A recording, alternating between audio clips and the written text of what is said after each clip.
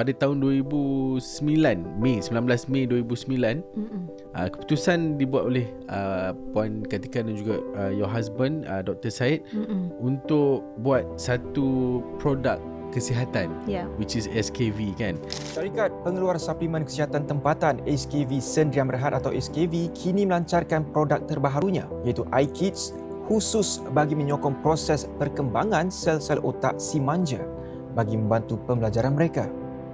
Kita akan masuk, kita dah bertapak di Indonesia dan kita akan mulakan insya-Allah pada bulan Julai, dan dengan expansion ke negara-negara Asia Tenggara yang lain. So kita mensasarkan insya-Allah 5 tahun akan datang revenue kita adalah USD 1 billion. And then 2016 we almost closed down. What happened then? 2014 kan government after the big flood, 2015 kan government perkenalkan the GST. The business start going down. Tapi kita kata tak apa, because GST je, orang kena bayar GST tu, that's why orang tak beli barang, kurang beli barang. So it's okay. That was your thoughts lah? That was my thought. And then masa tu orang dah go into digital. So itulah sebenarnya the time when the business goes down, sebab you tak agile kepada perubahan zaman.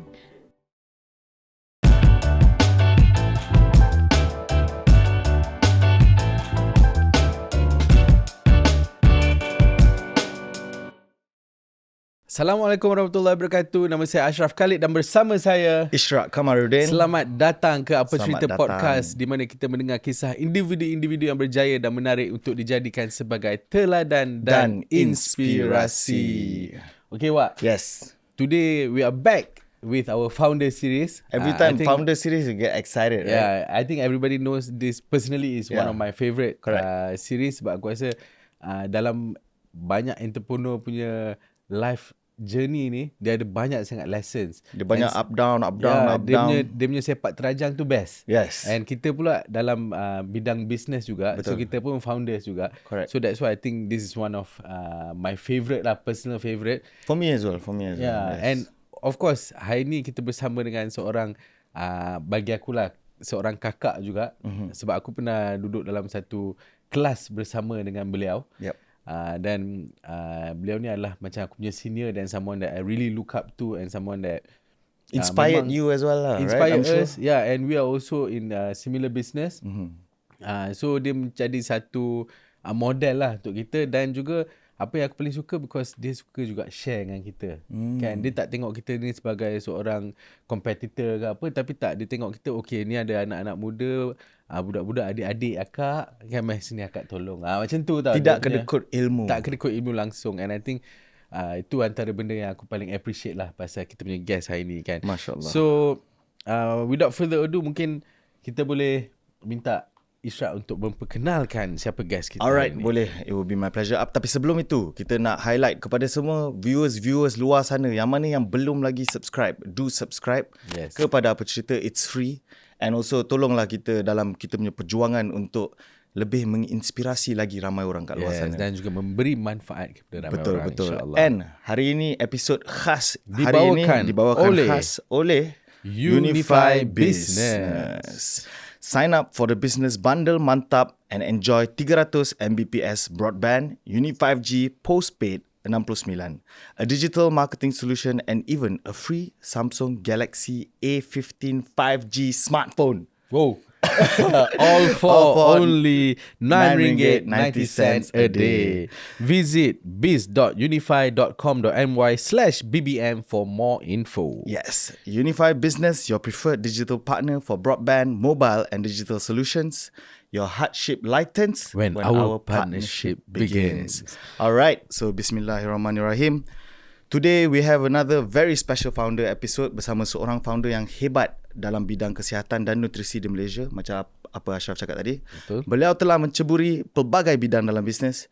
Although sekarang this is probably her main business, tapi banyak gila business. Right? A journey. Correct. Yeah. So the founder and managing director of Eskayvie Sdn Bhd, the founder and managing director of Kartika & Co, also the managing director of Smart Precision Sdn Bhd. Kita mempersilakan Puan Kartika Wati Mohamed. Terima kasih kepada gentleman yang dari tadi I tengok you bercakap, so inspiring because seriously at a very young age you guys are so successful. This is and then the podcast that you are doing is helping the young generation, the people at your age to become more successful by getting all the experience that you have gone through. This is a very noble action. Masya Sebab Allah. during my time when I was young, semua ni tak ada. Kita tak ada zaman teknologi, zaman Kan, social nak belajar media. pun mungkin susah Yeah, kan. we have to go through hard and fast rule. Tapi sekarang lebih mudah. Banyak channel-channel macam mana yang you all buat. And I'm so inspired. I was Ya, looking Masya at you both like, wow. Masya Allah. I ingat Thank Puan you. tengah, aku takut je Puan tengok. Right. Thank you so much for having me today. Then I would love to share my experience with you guys. If I can share with you that Alhamdulillah, currently I'm doing my PhD in business administration. Masya Allah. It's not about the doctorate. It's not about the DR, whatever. But why I do what I do is because I want to make sure that I inspire the young generation. Satu adalah to say that learning process never ends.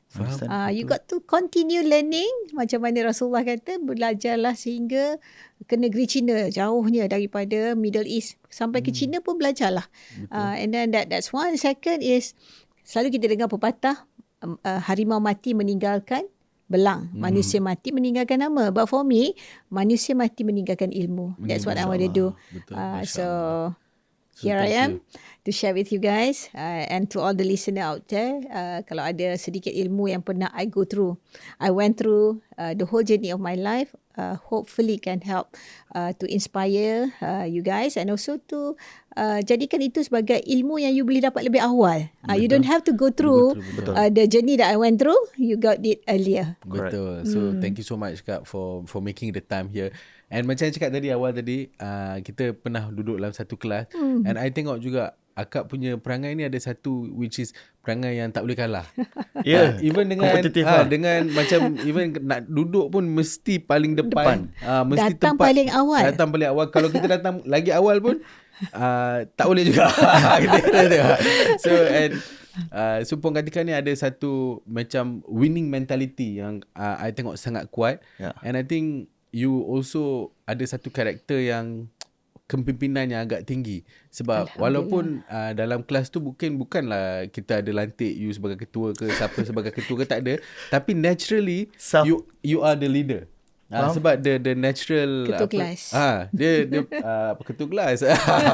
So naturally you are a natural leader and I think kita semua tengok akak sebagai satu inspirasi kan. And semua pun naturally follow. Naturally follow kan. I also had the pleasure of meeting Puan, tapi that time we didn't get to speak as much. Yeah, because it was just a short stint during one event, right? Correct, We were together. Correct. Ashraf, if Kak boleh come back to what you say, that you saw me as a natural leader, but to tell you guys, actually everybody is born leader.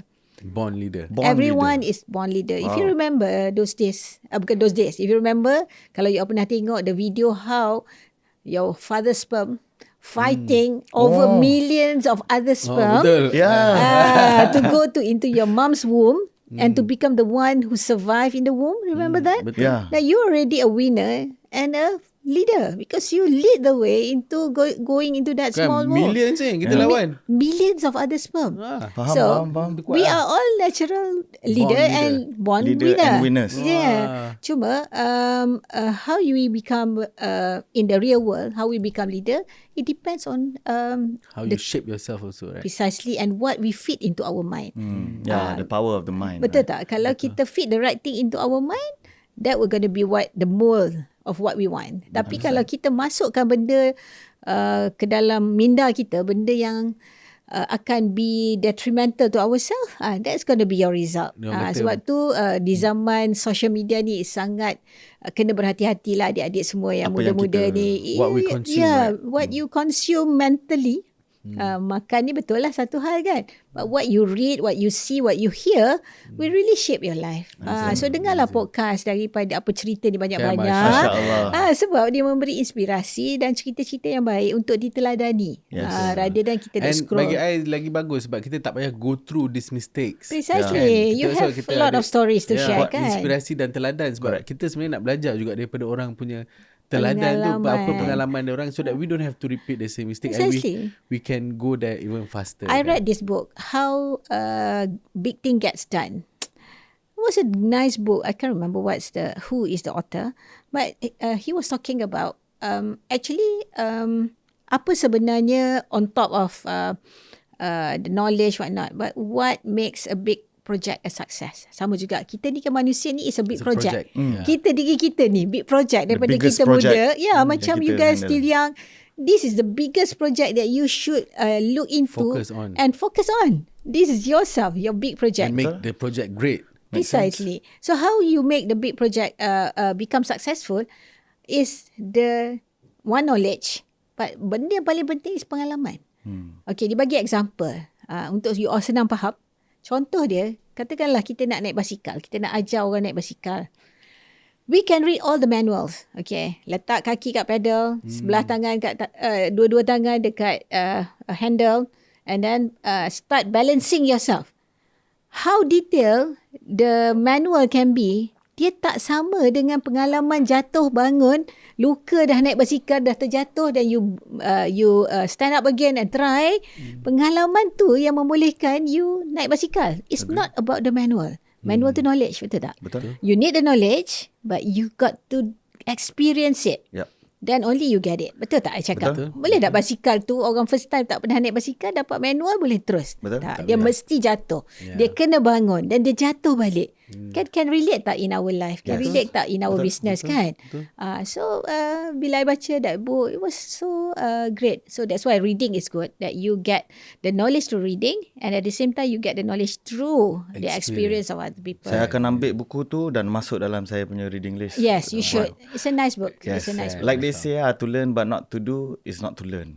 You only learn when you apply it. I really read a lot. The previous book that I read was Grit. G-R-I-T. Oh, wow. Nice book. Even Grit, a lot of kita punya interviewee yang kita bawa guest-guest yang Apa Cerita Puan memang semua Cerita pasal grit. Grit. Kalau tak ada grit, kan, they need grit in order if to you don't have grit, you both also will not be here. I will also not sitting here. Yep. Yeah, because kita could have give up a long time ago. Betul. Betul tak? Betul. Kita semua ada challenges dalam hidup kita, dalam bisnes kita. You guys still young, mungkin ada, tapi taklah sebanyak orang yang dah lama kan. Tetapi because of the grit that keep us going, because we are clear about our direction. Apa yang kita nak sebenarnya? So doesn't matter angin ke, ribut ke, taufan ke datang in between. You kena sekejap, you stay balik ke dengar. Because you have that grit. Wow, Puan. Okay, Puan. Baru start. Baru start dah. Soalan penuh dengan ilmu. Soalan pertama pun tak sampai. Tak sampai kita tapi dah penuh dengan ilmu. Tapi Masya just Allah. the reviewers, we are all winners and we are also leaders Yeah. by born. Okay. Okay, Puan Kartika. I want to bring it back kepada you punya childhood. And I understand that you adalah dia berasal daripada Kelantan. Ada 5 Orang orang Kelantan. ada 5 orang adik-beradik. And apa yang agak amazing bagi I, semua adik-beradik you ni adalah orang yang sangat-sangat power, sangat-sangat berjaya. Alhamdulillah. Yang I tahu antaranya your first brother Kamarul. Both of your brother Kamarul pun seorang Aerodyne, seorang lagi Uzma lain. Uzma kan, and then your other siblings pun semua successful kan. So I want to know kan, how was your childhood like and apa yang membuatkan you dan adik-beradik you ni semua What went right? semua, Parenting tu kan. semua jadi orang. I got good story to tell. Yes. We want to hear the Alright, story. my father was a retired army. But he retired not because of old age. He retired earlier. To focus on the kids. early. There are certain things happening during he stayed in the army. So he quit at the age of 30. This is very young. Tapi he quit at the age of 30. Masa tu he was the major taking care of one camp lah, CO. Wow. Company officer. So he quit. So from an army officer to become a civilian is not easy. So I saw The struggle. yeah, very much. Sebab tak senang masa jadi army dulu. Ada Ada batman, ada orang driver. Besar pangkat lah. Yeah, major and company officer taking care of the camp. Jaga the camp. So Ke bos lah juga. GM kat situ lah. Macam tu lah lebih kurang. yeah, at the age of 30 jadi major tu sangat cepat lah for him kan. So everything taken care of, beg orang angkat, kasut orang kilat kan. Bila you kena Lagi-lagi umur 30. umur 30 umur you all dah company officer kan. So now dia jadi civilian is not easy. At certain stage of our life we don't really see them. Keluar pagi balik malam. Kita belum bangun dia dah keluar. Kita dah tidur dia balik. So I remember 3 of us masa tu, my elder brother Kamarul Azman, myself and adik I Kamarul Rizwan. Oh, the three big. The 3 case. So I remember we hold hands. We say, one day we're going to work hard enough. We're not going to let our parents work anymore. We're going to give the best. Masa tu kalau dapat bagi Mercedes tu macam like, apa kalau sekarang dah naik ke bulan ke, something like that. So kita kata, we going to buy Mercedes for Abah and Mama. We going to buy them house. We're not going to let them work anymore. Itu benda yang we vouch together, pegang tangan, let's work hard enough. How old were you?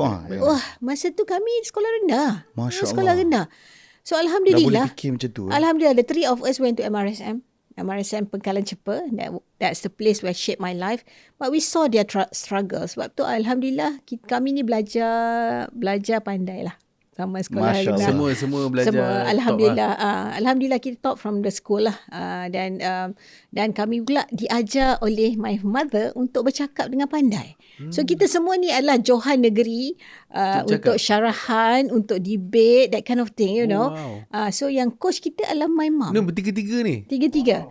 Coach adalah my mom. I remember my mom ajar I antonasi, tangan. So something like that lah. So masa kecil was like that. So kita bersetuju adik-beradik that we're going to work hard enough. So Alhamdulillah along the way jatuh bangun, pernah sampai rumah kena tarik, kereta kena tarik. Parents. My parents dalam keadaan dia baru start nak belajar, ada partner tipu whatever, so cannot survive.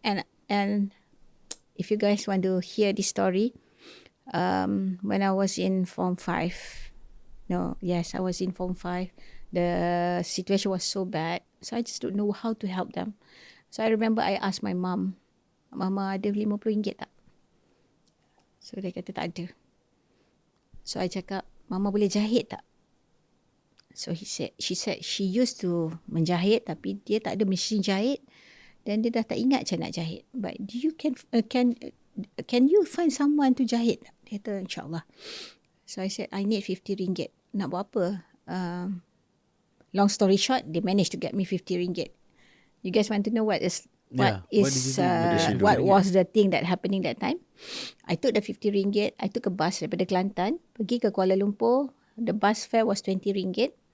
So I sampai ke bus station bus dekat PWTC tu kat sebelah tu. Apa station bus apa? I can't remember. Bus Express. No, sebelah PWTC, tempat parking tu dulu was station bus. And I took bus mini wilayah BMW. 50 cent was that time. You know where? Naik BMW.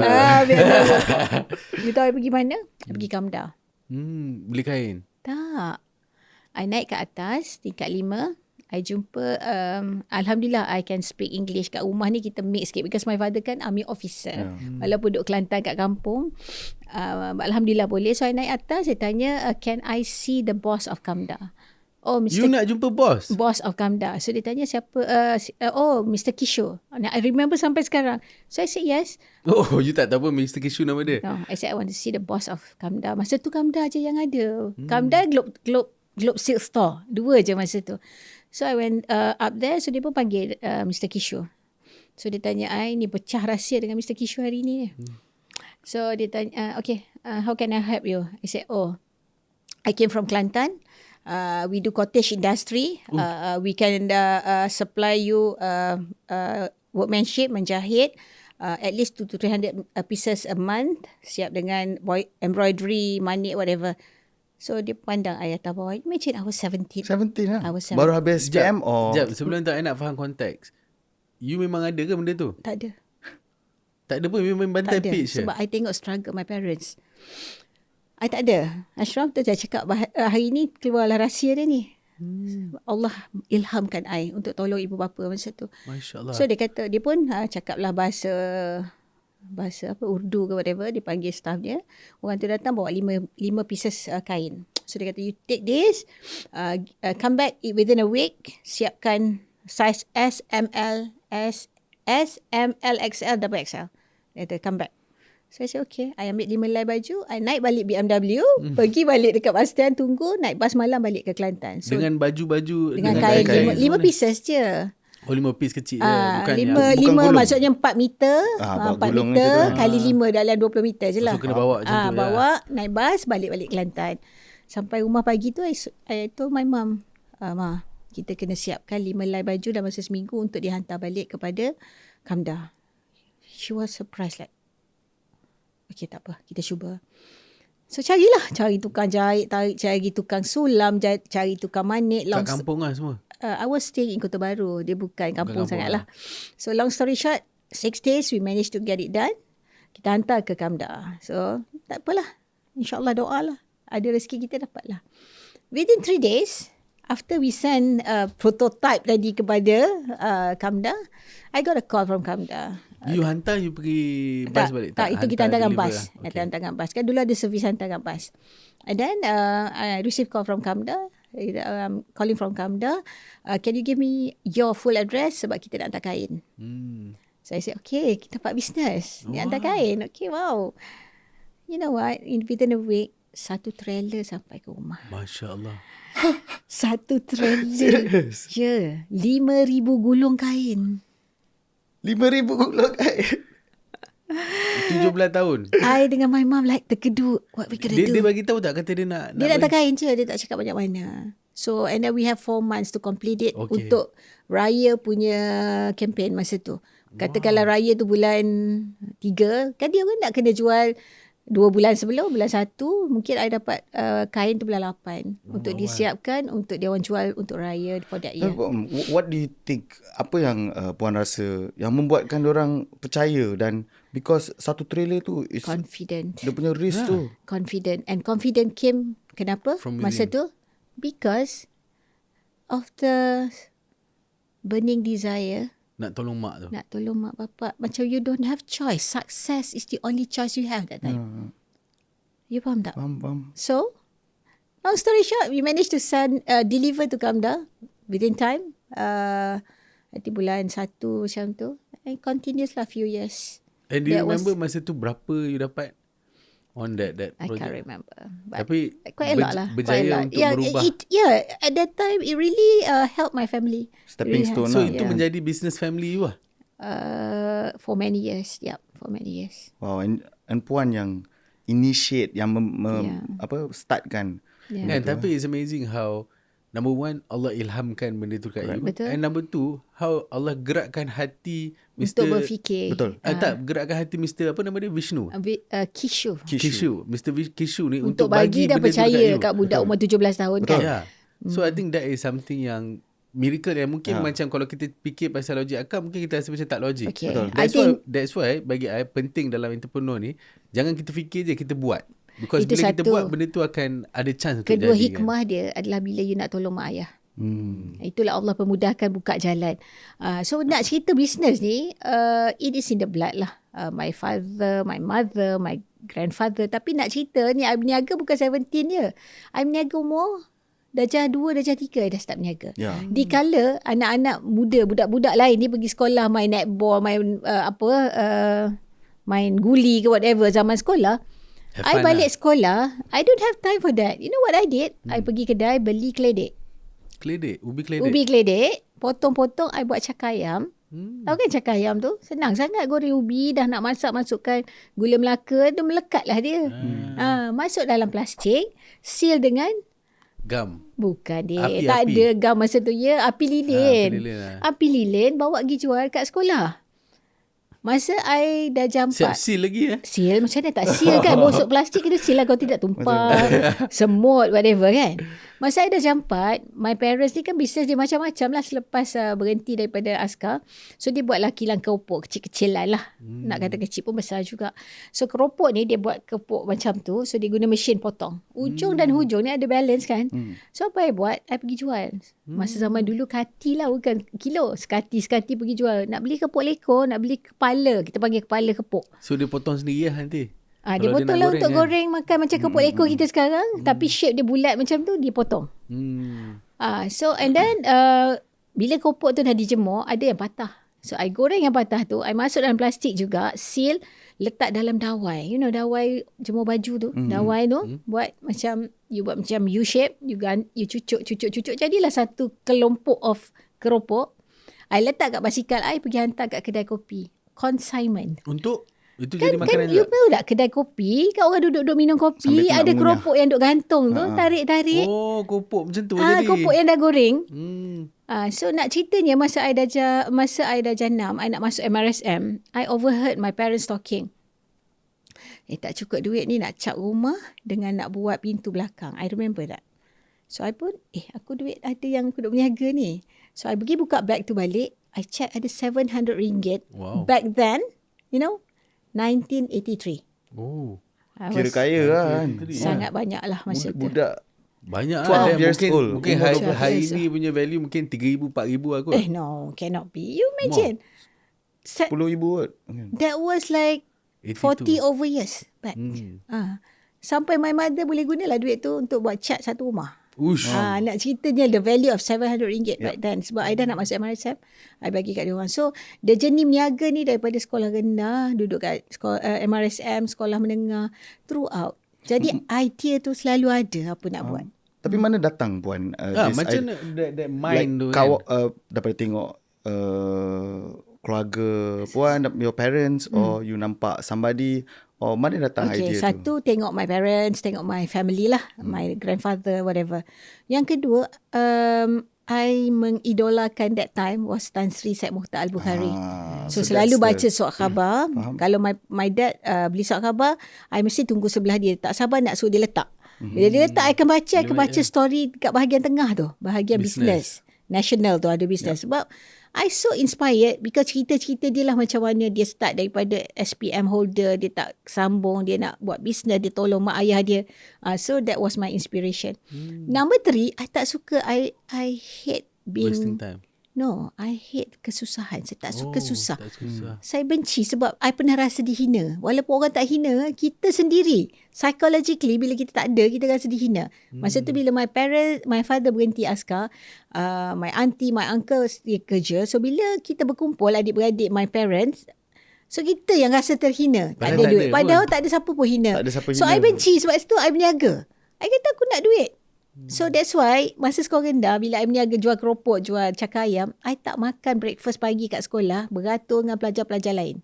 I pergi beli breakfast cikgu. VIP. Because I have money.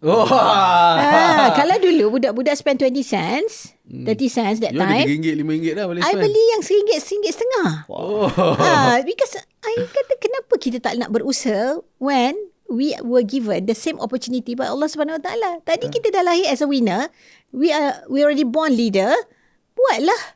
I always believe in that. Bila walaupun orang cakap lah, you kat kampung, budak kampung. I pantang orang cakap tu. Siapa kita dilahirkan, di mana kita dilahirkan tidak menentukan masa depan. Betul. Apa yang menentukan, apa yang akan jadi pada diri kita lah your burning desire. You nak jadi apa? And what you decide for yourself. Kan? Precisely, your decision who you want to be. So itulah advice I pada adik-adik yang muda ni. Jangan rasa susah hati, jangan rasa terhina, jangan rasa tak mungkin, no hope for you to become who you want to be. As long as you want it, go and achieve your dream. Betul.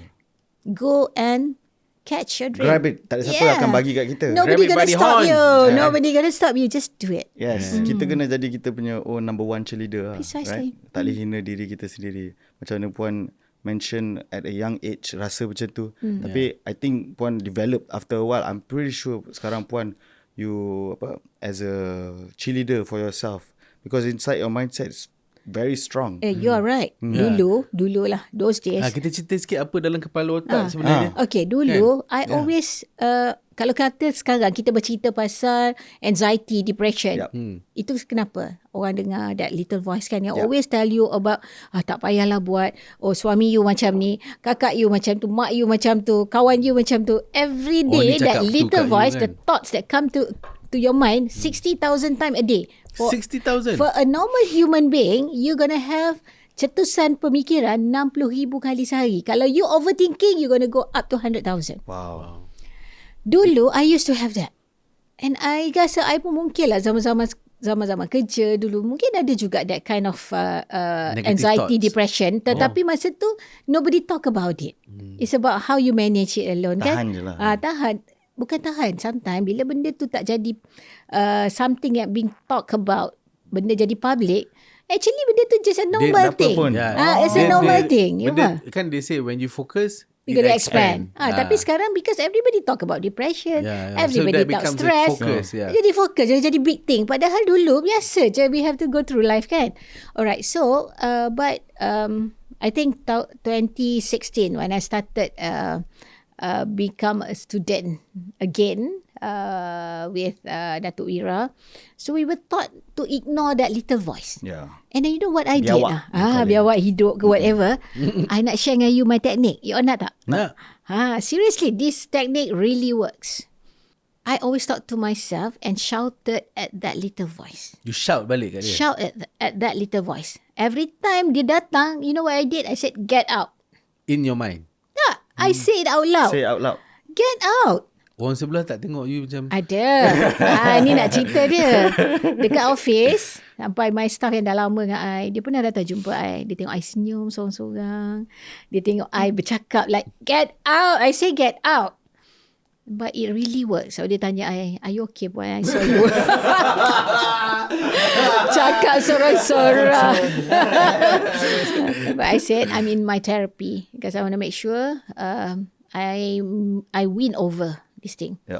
Alhamdulillah, saya nak syukur. Alhamdulillah, ala kulli hal nak cakap kat you all. I can't remember dah bila that little voice control me. I dah control dia. Jarang dah lah dia datang. Dia dah takut dah. Tak ingat bila dah datang. So, benda tu lah sebenarnya menguasai kita yang menyebabkan kita down. Betul. Menyebabkan kita tak boleh dah buat apa yang kita nak buat. Every time nak buat, terstop. Because kita rasa tak boleh. Atau talk bad about other people kan. Alah, Ashraf ni macam tu. Awak ni macam ni, macam ni. Kan itu kan thoughts yang selalu datang dalam fikiran kita. Get out. Negative thoughts lah. And overthinking. Betul. Kalau aku buat, okay ke? Boleh ke nanti kalau habis duit ni macam mana? Habislah modal aku semua. That is overthinking. Benda tak buat lagi dah fikir. Betul. That little voice. Itu sebenarnya kalau bahasa senang orang nak faham, setan lah. Setan lah yang... Setan lah tu Setan. Iblis. Ya, dia lah cuba menghantui kita. Patutlah kau kata get out. Get out. A'udzubillah minasyaitanir. Tapi alhamdulillah it really works. Because when you start controlling yourself, dia dah tak boleh control you anymore. I think benda ni sangat penting and banyak orang sebenarnya tak faham.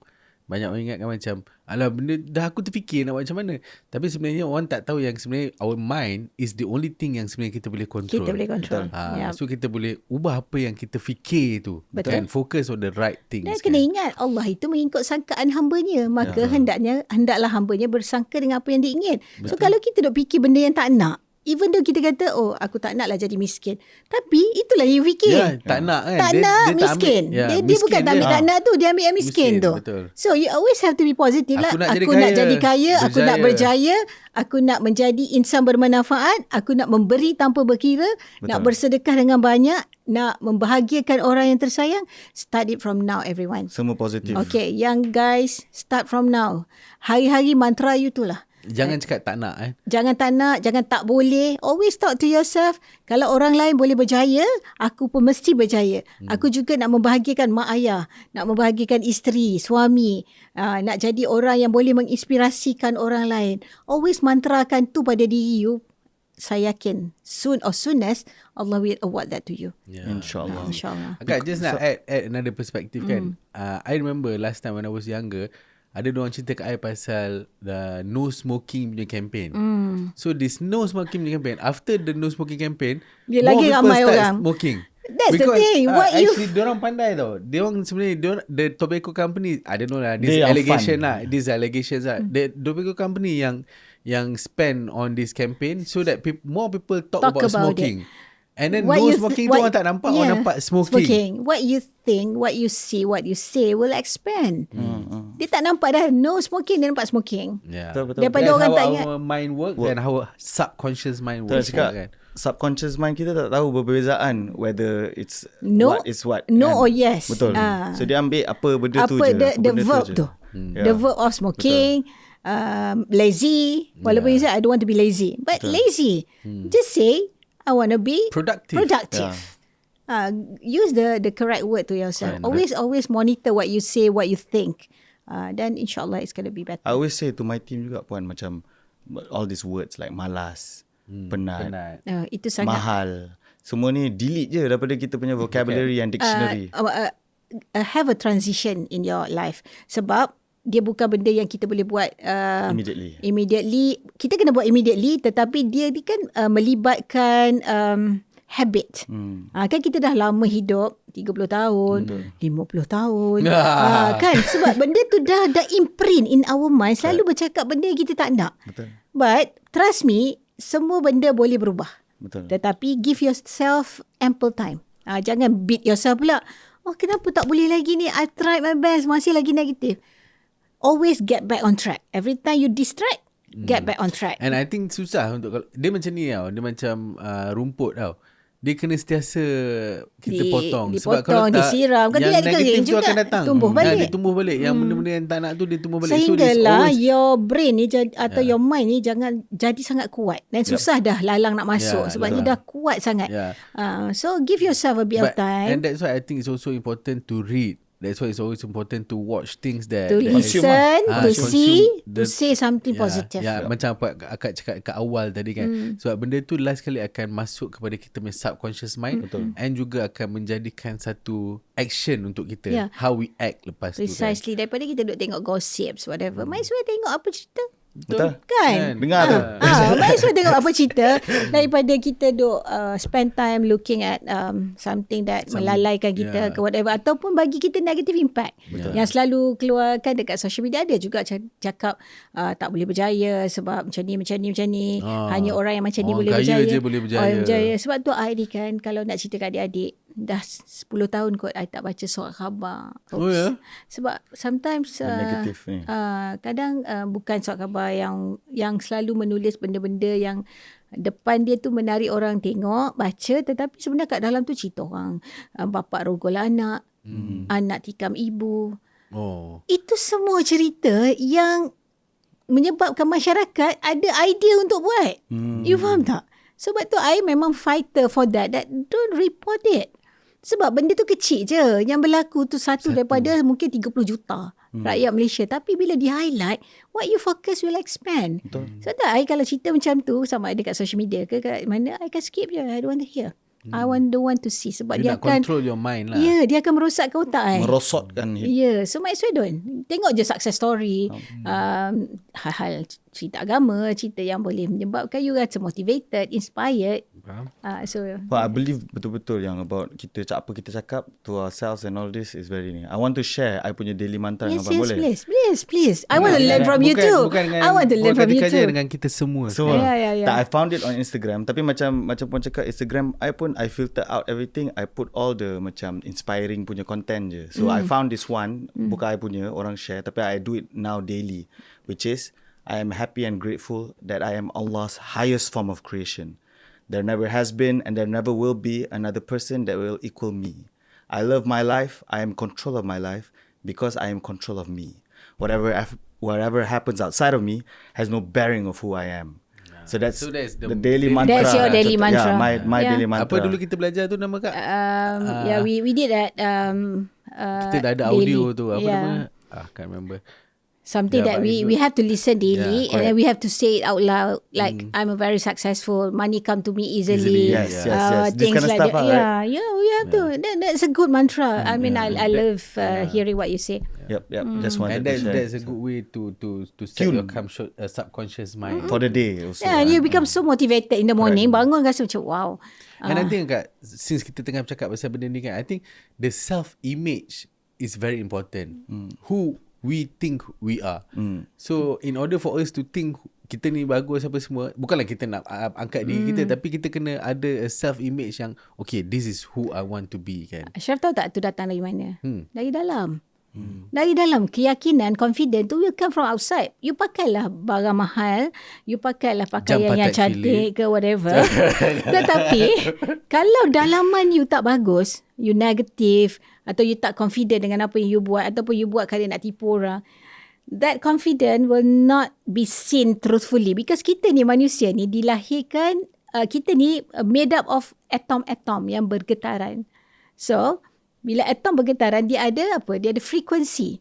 Okay? If your frequency and my frequency align, itu yang masuk. Macam radio station, kita pusing kat the right frequency, kita dengar lah dia. Tapi kalau different frequency, tak dapat. So that's how kadang-kadang kita, mak ayah kita kan kadang-kadang rindu kat orang. Orang boleh call kita. Mana dia tahu? Frekuensi tu sampai. It's called power of vibration. Kita ni vibrate. Kita kan molekul yang bergetaran. So vibration I sampai ke vibration you. Sebab kita align. Radio frekuensi kita sama. Sebab tu kena jaga. Kadang-kadang orang kata, dulu I pernah buat business, I ada team sales. Kita dah ada script yang sama. I bagi kat A, I bagi kat B, result dia tak sama. You know why? Because dia punya inner self tak sama. Yang seorang ni tak confident. Walaupun dia text saja, tak bercakap pun. Guna WhatsApp ni, bercakap dengan orang. The vibration tu Yeah, because the vibration tu tak sampai kepada customer. Because your vibration was Even different. from text. From text. Vibration So I can be sure because I've tested this. I've tested A and B using the same text. What we call closing script yang sama. Seorang ni boleh buat 2-30 closing a day. Yang seorang tu 1-2 je. Because why? Because of the confident level dalam diri dia, dan dia selalu kesian kat orang. Sedangkan we have to have the mindset, bila orang membeli, kita membantu dia untuk sihat. Tapi mindset dia macam, kesian orang kena bayar. Takut mahal lah, tak nak lah bagi, tak nak lah upsell. Kesian kat orang lain sebab mahal. So that's why apa yang kita fikir tu sangat penting. Apa yang kita fikir dalaman di hati kita, sanubari kita tu sangat memberi impact pada orang yang melihat, mendengar apa yang kita cakap. Sebab tu cakap orang ada aura. Pernah dengar tak? Aura tu boleh mandi ke, boleh pakai perfume tak? Aura tu dari dalaman. How positive, how pure you are. That you bercakap je, aura tu terselah. Because pure. You talk, you say something, you do something out of something that is so pure from inside that you nak jadi orang bermanfaat, nak bantu orang. Dan insyaAllah you gonna get it. Macam saya pun aura saya boleh nampak kan. Nampak. I tak sure whether kita punya discussion ni terlalu tinggi ataupun terlalu orang boleh faham ke tak. Tapi I think InsyaAllah. I think it's something yang kita semua patut explore juga. Because knowledge ni dia tak berhenti dekat hanya surface. Dia ada banyak jenis information and knowledge. And sama juga kat, that's why bagi I, orang yang kaya duduk dengan orang yang kaya. Sebab apa? Sebab vibration dia sama. Vibration. And bukannya kita tak nak layan tau orang-orang ni, tapi diorang sendiri pun kalau kat tengok tak nak berdekat dengan kita. Diorang rasa macam ada satu barrier, macam ada satu frekuensi yang invisible sebenarnya. Tapi sebenarnya tak ada. Sebenarnya kita akan layan semua orang. That's why circle is important. Okay. Orang selalu cakap, don't go lower. You want to have your circle, have circle higher than you supaya dia benda jadi inspiration. Tapi I think I nak tambah sikit lagi. Memang betul, kita kena berada pada circle yang memberi inspirasi supaya kita rasa kita tak cukup bagus. So we can do more. Tetapi at the same time, nak tambah satu ayat lagi, that you have to look up on people under you. Inspire them, help them. Supaya, sebab macam you kata sekarang orang yang kat bawah ni takut nak dekat dengan kita. Why? I tak kata, you remember my childhood time? Walaupun orang tak hina, kita rasa terhina. Sebenarnya orang tak hina. Tapi itu yang vibration I cakap tadi tu. Sebenarnya kalau you tukar you punya mind je, you rasa macam, you know, you are going to be someone yang successful apa semua. You sendiri pun akan nak berdekat dengan orang yang lebih berjaya. Betul tak? Betul. Macam I dulu bukanlah berjaya sangat, tapi nampak kawan-kawan bapak I tak dulu masa muda-muda lah. Tapi sebab you tengok friends of your dad, menyebabkan inspired to become like one. I sebenarnya budak je. Kenapa I boleh duduk dengan menteri, I boleh duduk dengan siapa-siapa? Sebab I nak benda tu. Betul. And I tak letak diri I sebagai, Wah, aku rasa aku tak cukup bagus kot untuk You duduk masih dengan budak-budak ke whatever kan. Just pergi je lah. Kalau dia orang tak suka kita diam. Kalau dia orang suka kita sembang. Kan? Itu je. Kan? Yes, good attitude. Yeah. Alright. So I think from our discussion, I think most importantly for your listeners out there, I think as someone who has gone through a lot of things in life, I nak cakap, kalau katalah you have to read a lot, because sometimes bila you tak baca, you tak tengok benda yang boleh membina you will not miss something you never had. Correct. Okay, contoh macam I, kalau tadi Wak tanya macam apa ya sebenarnya what went right, because I jadikan Tan Sri Syed Mukhtar tu sebagai idola. So I want to be like him, so I work towards that. Tetapi kalau kita tak tahu kehadiran orang yang macam ni dalam hidup, dalam dunia ni, macam mana you nak inspired into become one?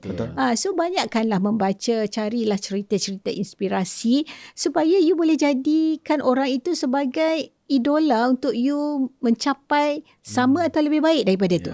So my advice first, banyakkan membaca. Sebab kalau tidak kita tak tahu what's best outside there. Apa bestnya bila berjaya? Apa yang you boleh capai bila you berjaya? Apa you boleh buat bila you berjaya? So bila you baca semua ni akan memberi inspirasi dan burning desire untuk capai apa yang you nak capai. So my advice first, baca. Dan kemudian dengar cerita-cerita yang kita cerita ni, great. Never give up. Kena tahu dalam kehidupan pasti akan ada halangan dan cubaan. Kalau tak ada tu bukan manusia lah kita namanya, kan? Dan I believe every time kita ada ujian sebenarnya dia datang dengan satu kesenangan. Sebab tu kalau dalam surah Al-Insyirah tu kan, fa inna ma'al usri yusra, inna ma'al usri yusra. Dulu akak salah faham. Akak ingat lepas datang badai barulah matahari. Tapi tidak. Ayat tu sebenar, setiap kesusahan didatangkan bersama dengan kesenangan. That's why kalau kita go deeper, ayat tu sebenar is a two side of the coin. You nak tengok yang mana? You nak tengok hikmah ke? You nak tengok challenge? But if you search for hikmah, maka hikmah lah you dapat. But dia datang pairing together. Sebab kalau mentor kita selalu ajar dulu, kalau ada challenge, cash check. Remember? Cash check. Apa tu? Maksudnya Allah tengah nak bagi something kat you. Blank check. Cash check or blank check. You faham tak? So samalah, that is the hikmah side dah tu. Understand. So and I also notice in my life banyak kali Benda ada. tu betul jadi? Sangat banyak. Boleh Every kata time almost every time. Every time ada ujian, then I manage to get through, sebenarnya ia lebih baik daripada sebelum tu. So dia memang naik tingkat lah orang kata. Yes, macam like kita exam naik dan tingkat. dah lepas exam boleh naik tingkat. So macam tu. Asal cakap nak transform and upgrade lah. Yep, correct. Yes, Puan, thank you so much for sharing. I think it has been a very powerful knowledge for us as well. So I want to bring back to future to our storyline. Yeah. So Puan, I understand that from young age, daripada umur 2 tahun, exposure Puan dalam bidang business and bukan whatnot. 2 tahun, darjah 2. Darjah 2, sorry. 2 tahun tu tengah minum susu lagi. Darjah 2 maksudnya. Tapi kau tengok betapa sharpnya dia. Tu lah. Okay. Puan minum apa, Puan? I need some of that. Anyways. Mind tropic. Mind tropic. Yeah, I need to try to get some from Eskayvie, I'm sure, right? Okay, Puan Kartika. After you punya MRSM punya days, you also pursue your study dekat UiTM in law. Kan? Mungkin you boleh cerita sikit why you decided for to take law, and then how did that shape It has been my childhood dream to become a lawyer. Wow. It's not because I decided masa lepas SPM ke tidak. It was throughout my life daripada kecil. I don't know, but I really wanted to become a lawyer. And I remember after my A-level, then Mara told us to change kita punya course from law. Masa tu mungkin ramai sangat dah lawyer kat Malaysia ke whatever. Dia suruh buat IT. Sebab musim IT kan. So, I was asked to go to Mara's headquarters to tukar kita punya buat IT daripada law. So I naik bas lah zaman dulu kan, naik bas. Lepas tu I pass by bangunan Sultan Abdul Samad. Dulu kan mahkamah. So I saw all the penguins. All the lawyers outside there. Penguins. Sebab dia pakai baju white. Baju lawyer tu kan. White in the center kan, black kat luar kan penguins. So I saw the lawyers. So I turun balik bas tu, I naik bas mula balik ke rumah. So I said no, that's not what I want. I want to be a lawyer. So pusing balik, tak jadi. So kalau you tanya soalan, kenapa, memang sebab you ternampak benda tu lah. Oh bukan. Itu nak cerita kejadian itu, yang berlaku. Itu macam trigger you balik. Kenapa you nak buat Walaupun law balik? masa tu sangat nak pergi overseas lah. Masa tu I'm supposed to do IT dekat US lah kalau I agree. Tetapi I tak jadi. Macam your siblings kan banyak overseas kan. So I decided just to do it in ITM sebab masa tu A-level completed bulan 8. So kalau the next university nak masuk bulan 7. Masa tu tak ada lagi dual intake except for ITM. And I remember I call ITM the last day of the interview. I said I applied for DIL, Diploma in Law masa tu, tapi I tak dapat apa-apa news. So dia cakap, because selalunya kalau budak-budak A-level ni apply, kita tak panggil sebab selalunya macam acah-acah kan. So I said, no, I'm serious. Come over. So I took flight dari Kelantan, datang interview, 3 hari lepas tu I'm in ITM already. Wow. So macam tu lah cerita dia, because I'm so determined to become a lawyer. But what sparked that when you were younger? Because sebab I boleh bercakap. I ni ditrain oleh my mum untuk bercakap. Kali mungkin lah Kena lah kan. Tapi mungkinlah juga family, my aunties, my uncle cakap, ni pandai cakap ni kena jadi lawyer ni. Mungkinlah. I pun can't remember that. But I remember it was my childhood dream to become a lawyer. I pun masa kecil, my mum selalu cakap, you ni besar boleh jadi lawyer. Pandai cakap tapi kan. Tapi lawyer buruk. Alright. So that's the thing. But I nak cakap hari ni lah, I sangat bersyukur dan I'm thankful to UiTM for shaping me to become a good lawyer. And masa tu you were top student juga? Alhamdulillah, I was the best student for law faculty.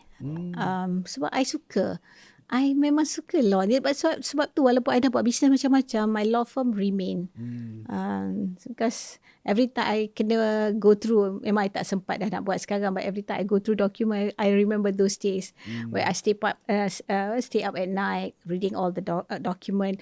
And then whenever I go through the document, I always tell myself that I have to make sure I read from end to end. Because kan selalu lah, orang selalu tahu kan lawyer kadang-kadang kan copy and paste whatever. That's not right at all for a lawyer to do that. So I always tell myself and my lawyer to read things from end to end, supaya you tak miss. You start balik the document. So that's the thing. So during my ITM, I was a muter. I was a leader also in schools, and I sells. I was also a business student. Right. Kalau zaman dekat ITM dulu, kalau orang nak cari baju, t-shirt kan, t-shirt untuk faculty, untuk society. Buat baju ni lah. Buat t-shirt tu yang law schools, business schools, whatever. It was me. It was me. Supplier kat situ kan? Supplier. Masa tu supplier I dekat Central Market. Weekend I will go out, buat design dengan diorang, balik, tunjuk balik kat klien. Tunjukkan budak-budak kelas tu semua okey ke tak. Faculty mana-mana. If they like it, then proceed lah. Masya Allah. Alright, so tak lari lah kalau daripada darjah 2 dah buat bisnes pun. No matter where you are. And dalam bilik dalam dormitory orang dah selalu keluar masuk beli keropok. Ada juga keropok? Ya, sebab dalam bilik ada ni tak, masa tu dah tak ada dah. So I brought it from Kelantan. Keropok segera ni zaman dulu lagi. So I will just put in my cupboard dengan tong satu. Siapa-siapa nak masuk je bilik, ambil, letak je duit dalam tu. So macam tu. Tak payah jaga pun? Tak payah jaga. Masa tu tak payah QR. Vending machine yang tak nampak mesin dia. Duit pun letak je? Duit letak je. Macam tu juga. Tawakal. Dekat UIA kan? I think siapa? I think Mami Hana. Mami Hana pun dia ada that kind of business. That kind of tu nak duit, darab duit kan. So dah buat duit from the t-shirt, okay, darabkan lagi. Kita masuk sini, darabkan lagi. Multiplication of your income streams. Yeah. So okay, thank you so much Puan Kartika for sharing your early life. So kita akan take a short break. Lepas ni kita akan go deeper into your business lah. Sure. Your career in law, and then of course your brand Eskayvie juga. So you guys catch us after the break. Dan episod ini dibawakan khas oleh Unify, rakan digital pilihan anda. Yes. Alright, catch you guys after the break. See you.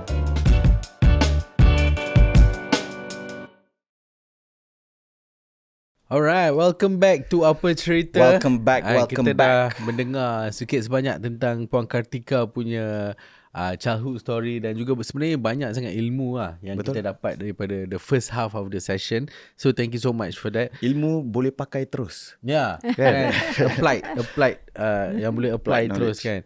Alright, so Puan Kartika, kita akan go through kita nak go into your Eskayvie punya days. Yes. But before that, kita nak highlight episod hari ini khas dibawakan oleh Unify. Sign up for the business bundle Mantap and enjoy 300 Mbps broadband, Uni 5G Postpaid 69, a digital marketing solution, and even a free Samsung Galaxy A15 5G smartphone. All just for RM9.90. RM9.90 a day. Yes. Aku selalu silap tu. RM9.90 je. RM9.90 a day. RM9.90 a day. Correct. Alright. Visit biz.unify.com/bbm for more info. Unify Business, your preferred digital partner for broadband, mobile and digital solutions. Yeah. Your hardship lightens When our partnership begins. Yes. And I believe you have a question untuk Puan Kartika. Oh ya, sebelum tu kita nak tanya juga. Puan Kartika ada guna Unify tak? Oh, definitely. Both in my office and at home. Ya, sebab I ingat masa I pergi you punya office pun I nampak juga you punya Unify je modem. I see. Semenjak Unify jadi kita Unify punya modem. Nampak dia. semenjak dia jadi partner dia tu. pergi spy kat office I. Ada Unify tak ni? I tanya kan, I siap tanya, sini pakai Unify tak? Tak, sejak you partnered with Unify, dia see. pergi mana-mana dia audit. Check. Ya. Unify Ada tak? pakai Unify tak? But because for me, of course, kita boleh ada all the social media apa semua, tapi kalau kita tak ada good internet connectivity, That's gone. No use. Zaman sekarang ni memang impossible to live without internet. Betul, betul. Bukan setakat to live without internet, to live without the fast internet. yeah, Yeah, so correct. I think Unify really Reliable lah. right? reliable, and I think one of the best lah.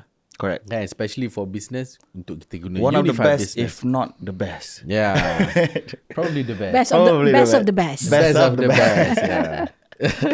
Alright, so okay Puan Kartika, kita nak tanya pasal you punya pre-Eskayvie punya days. I understand juga ketika itu Puan Kartika bermula dengan firma guaman which is Kartika & Co. Yes. And then lepas tu juga you ada buat another venture called Smart Precision Sdn Bhd. Kemudian Orishell Technologies Sdn Bhd. And lepas tu pula Puan juga terlibat dengan LED Smart Precision Sdn Bhd, which is menjalankan LED PLKN. ke LED Smart? LED Smart. Smart Precision Sdn Bhd. Oh, Smart okay. Precision. Smart Precision ni mungkin Which is also involved in the PLKN. And I Yes. believe you even turn it around to do something else after that kan? Yep. yeah. Yep. So kita nak Very impressive. nak dengar sikit lah cerita your pre-Eskayvie days ni. Okay. Of course, daripada tadi, I've been telling you guys about my story. Before I graduated, during my school days, during my university days. So right after I graduated, I was I do my pupillage dekat Zaid Ibrahim & Co. And then masa tu lagi pun Datuk Zaid mengajak I buat bisnes sebab dia kata lambatlah kaya jadi lawyer, dia cakap I. So you buat bisnes. Dia cakap he kat told I. you that? Yeah, so Siapa Zaid Ibrahim? Datuk Zaid Ibrahim. Oh, okay. Okay, so he has his own podcast also. oh really? About Okay. politics, yeah. So masa I tengah buat after that, dia kata, okay, why don't you start doing something? Find some business to be done. So I remember kita orang jual serunding daging dekat 7-Eleven. Oh, wow. With him? With Partner dengan dia? yeah, Wow. we were under him. Masa tu I with another partner, Datuk Amin. Sekarang ni Datuk Amin dah ada law firm sangat successful. But that time Datuk Zahid just want us to have the feel of buat business. Mungkin dia tak tahu story I dah selama ni memang buat business. So, You're talking to who? so kita orang buat business tu jual apa nama? Serunding dekat 7-Eleven. Sebab serunding ni makanan ruji sebenarnya. You boleh letak je dalam roti, nasi. Betul. It's a fast food lah in a way kan. Okay, right after that, so I decided to open up my own firm.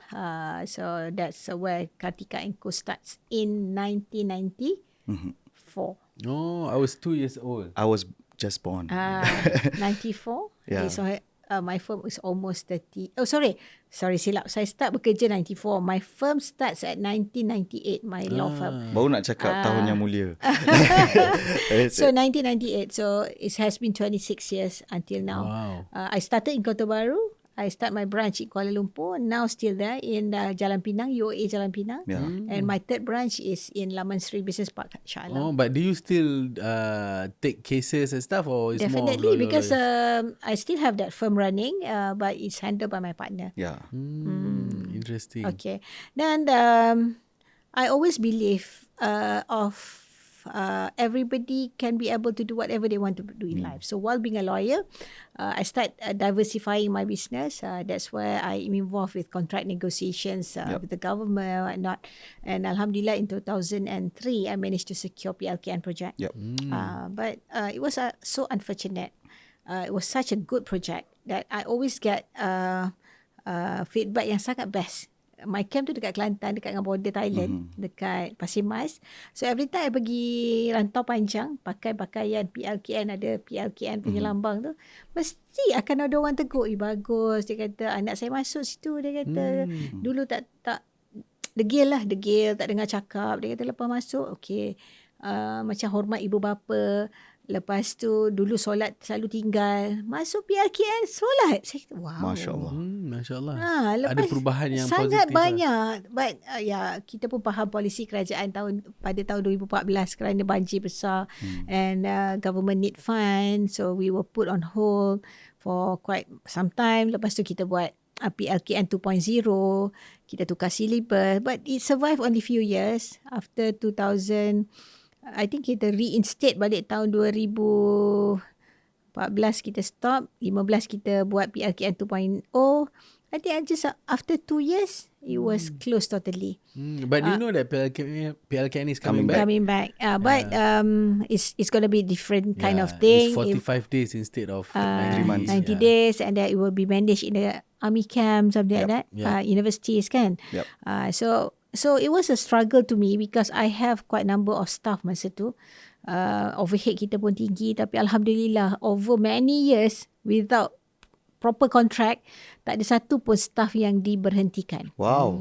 None, not even one. So kita struggle lah cari business. Kita pergi kat sekolah-sekolah, minta dia orang buat summer camp, bukanlah summer camp, buat Camp in the Inside, all this whatever motivational camp ke apa-apa. Sekolah datang buat kat tempat kita, tapi berapa banyak sangat revenue kita dapat.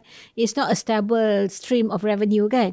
Tapi we managed to just push through just go through that, went through, and then eventually, as I said lah, kalau kita ni niat nak bantu orang, pasti akan ada jalan keluar. So Alhamdulillah, that camp now become a satellite prison.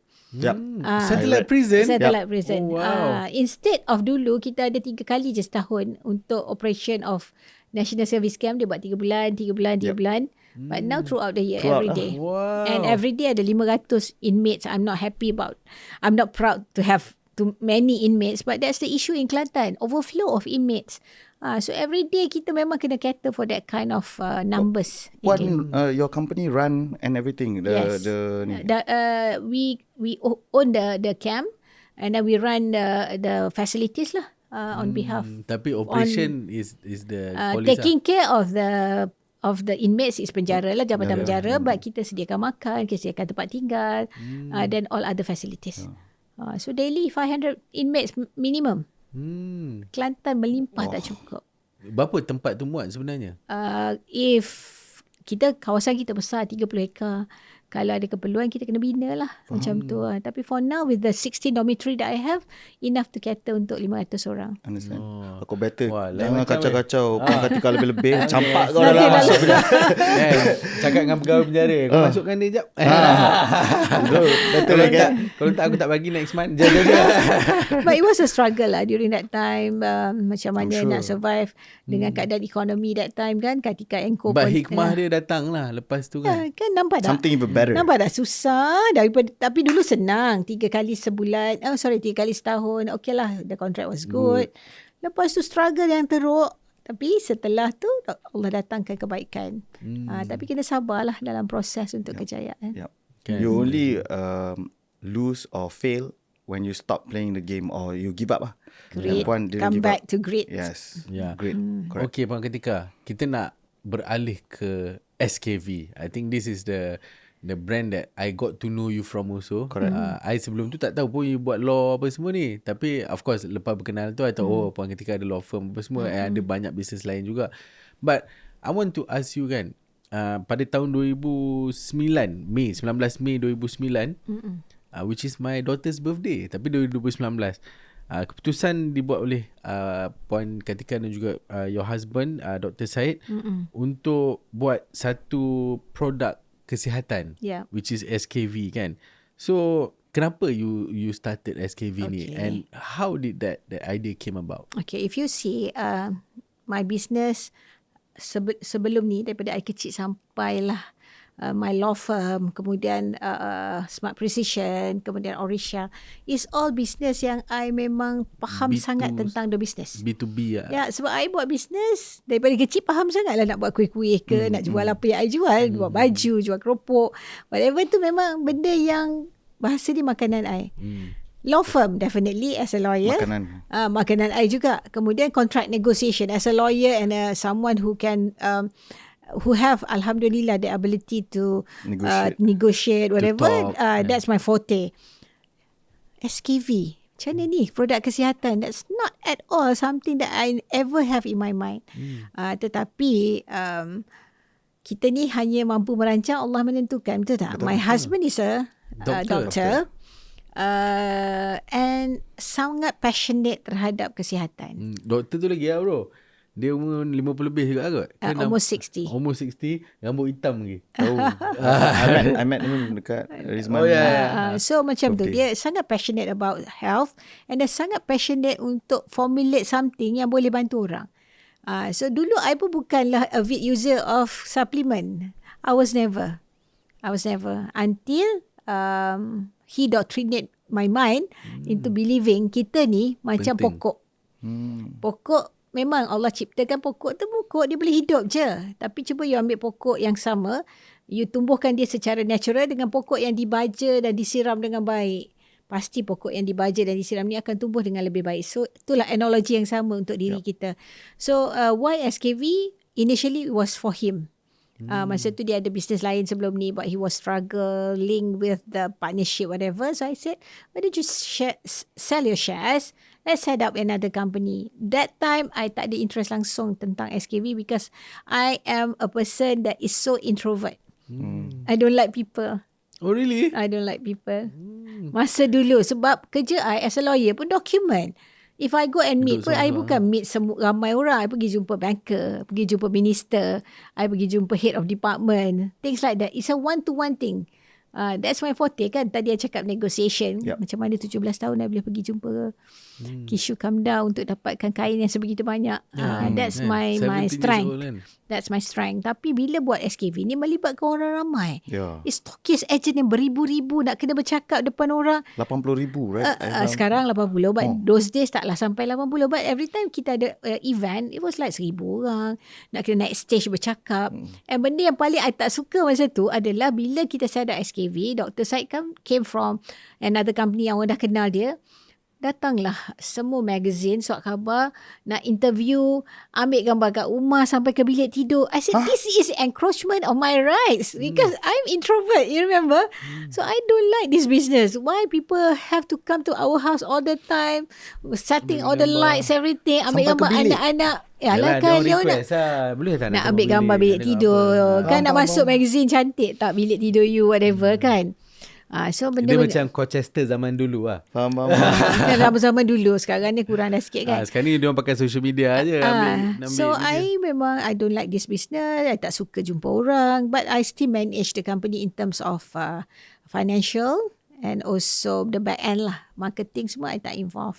Oh ketika tu? Tak, not at all. Now involved? Now lain lah. Ni dulu. Now so much involved. And then 2016 we almost closed down. What happened then? What happened was that was after that 2014. After 7 years. Yes, after 7 years. 2014 kan government after the big flood. 2015 kan government perkenalkan the GST. The business start going down. Tapi kita kata tak apa. Because GST je orang kena bayar GST tu, that's why orang tak beli barang, kurang beli barang. So it's okay. That was your thoughts lah? That was my thought. And then masa tu orang dah go into digital. I still rasa macam we are strong on offline. We are on apa nama? ATL. Dekat billboard. Kita dekat TV. So it's okay, tak payah nak go into digital. So itulah sebenarnya the time when the business goes down, sebab you tak agile kepada perubahan zaman. So waktu tu Puan dah dekat digital memang tak ada presence langsung. Tak. Tapi billboard semua ada. Tahu. Tapi digital tak ada. Maksudnya social media kita tak masuk langsung. This was before 2015 lah. No. Sampai 2016 end. Sehinggalah I pergi start jadi student balik, belajar. And then that time I make a decision that I'm going to turn around this company. Masa tu dah nak tutup, I pergi masuk IMKK. So I dah rasa macam, there is a hope. Kenapa nak buat benda lain? Sedangkan you dah ada banyak asset in hand kan? IMKK ni is a seminar lah. Intensive Magnet Kekayaan Kejayaan like that. So under Richworks, right? Yeah, Richworks, under Richworks. So but still I belum lagi decide. I masih lagi decide nak tutup. And I remember 31st December 2016, I was holding my phone. I nak cakap pada semua reseller kita masa tu, the stockist and agent, that I'm so sorry, I have to announce that we are closing down within 3 months. Habiskan stok, siapa stok tak habis hantar balik, bla bla bla bla. Benda tu dalam notes saya. Tapi kan macam saya cakap, kita ni merancang, Allah menentukan. Dalam tengah live tu I cakap tahun 2017 akan menjadi tahun kejayaan luar biasa bagi Eskayvie. Give me another chance. I have that video, the best to record it. I said give me another chance to make sure you are successful. Kalau saya tak berjaya menjayakan you all, you can leave me. Habis je saya lain cakap. Dalam skrip. Lain skrip lain, cakap lain. Tutup. Habis cakap, I cried. I said, kenapa aku cakap macam ni? So I believe Allah yang tukar. You know why? Because doa I daripada dulu, ya Allah tunjukkanlah aku satu jalan yang aku ni boleh jadi cari something untuk jalan menuju ke syurgamu. Seriously, that was my doa, sebab I struggle a lot lah. Dulu kita dekat law firm, dekat awal, susah kadang-kadang you got to minta tolong orang. You know, I hate that kind of thing. So I cakap, tolonglah tunjukkan aku ya Allah jalan. So sekarang I sangat percaya ilham yang dapat masa nak tutup, jadi cakap instead of nak tutup, jadi cakap nak jadi tahun kejayaan tu, Allah ilham sebab Allah tahu insya-Allah bila saya teruskan Eskayvie ni, I boleh capai impian I untuk menjadi insan bermanfaat. That thing is something that I sangat percaya dah sekarang. Masa tu I tak tahu lagi. So bila I dah announce macam tu, there's no turning back. I got to make it a successful venture. Tahun 2016 Eskayvie revenue hanya 2 juta setahun. Before that, the max was what? 60. Ui, daripada 60 kita turun pernah, ke 2. tapi dah quite some time lah, 2013-14 kita export dah masa tu. Tinggal 2 juta. Macam mana kita nak survive? Staff pun dah ramai lah. Sebelum tu. Tahun 2016 masa nak tutup tinggal 10 je. Itu pun I dah suruh dia orang berhenti. Berhenti sekarang. Sebab kita dah nak tutup, I kata I bayar you gaji sebulan, you berhenti. Tak ada siapa nak berhenti. So kita teruskan. Habis nak cerita je, daripada 2 juta 2016, 2017 naik 16 juta. Asbab belajar, berguru, dan yang keduanya asbab keyakinan. Bila you dah have confidence on what you do and no turning back, success is the only choice you have and you gonna do whatever it takes to make success a reality. Itu adalah benda yang I pegang. Kita ni tak ada choice lain. Pilihan lain tak ada. Kita hanya ada berjaya je. So we have to do whatever it takes, perkataan dia. But legally lah. Bukan whatever it takes, tak legal. Whatever it takes in a berlandaskan right agama way. dan moral lah. Yes. So Alhamdulillah naik 2017 tu naik 17 million. Tu next year naik 40 million. So the rest is history lah. Lepas tu 100 over million. Lepas tu So berapa lagi? macam tu lah. InsyaAllah. Doakanlah. We are going to the next level. Itu history daripada Eskayvie. But along the way, bila dah naik pun tak semestinya tak ada challenges. Correct. 2019, there's another big challenge happened to us. 2019, 2020 menyebabkan daripada business model kita stockist agent, kerana apa permasalahan internal yang kita ada masa tu, menyebabkan kita sit down, crack our head. Apa sebenarnya solution pada bisnes ni? Macam tak kesudahan je masalah ni. So Alhamdulillah, because of that incident yang happened that time, kita come up with our innovative business system. We call it Eskayvie Nexus.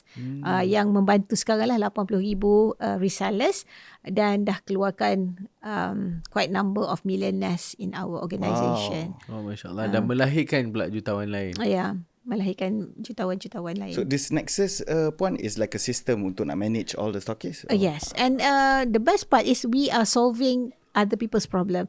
Business happen when you solve people's problem. Apa problem reseller ataupun stockist agent masa tu? Restock, modal tak ada. Kan dia kena restock lah kan. Kena ada MOQs. Correct. Kalau stockist berapa banyak.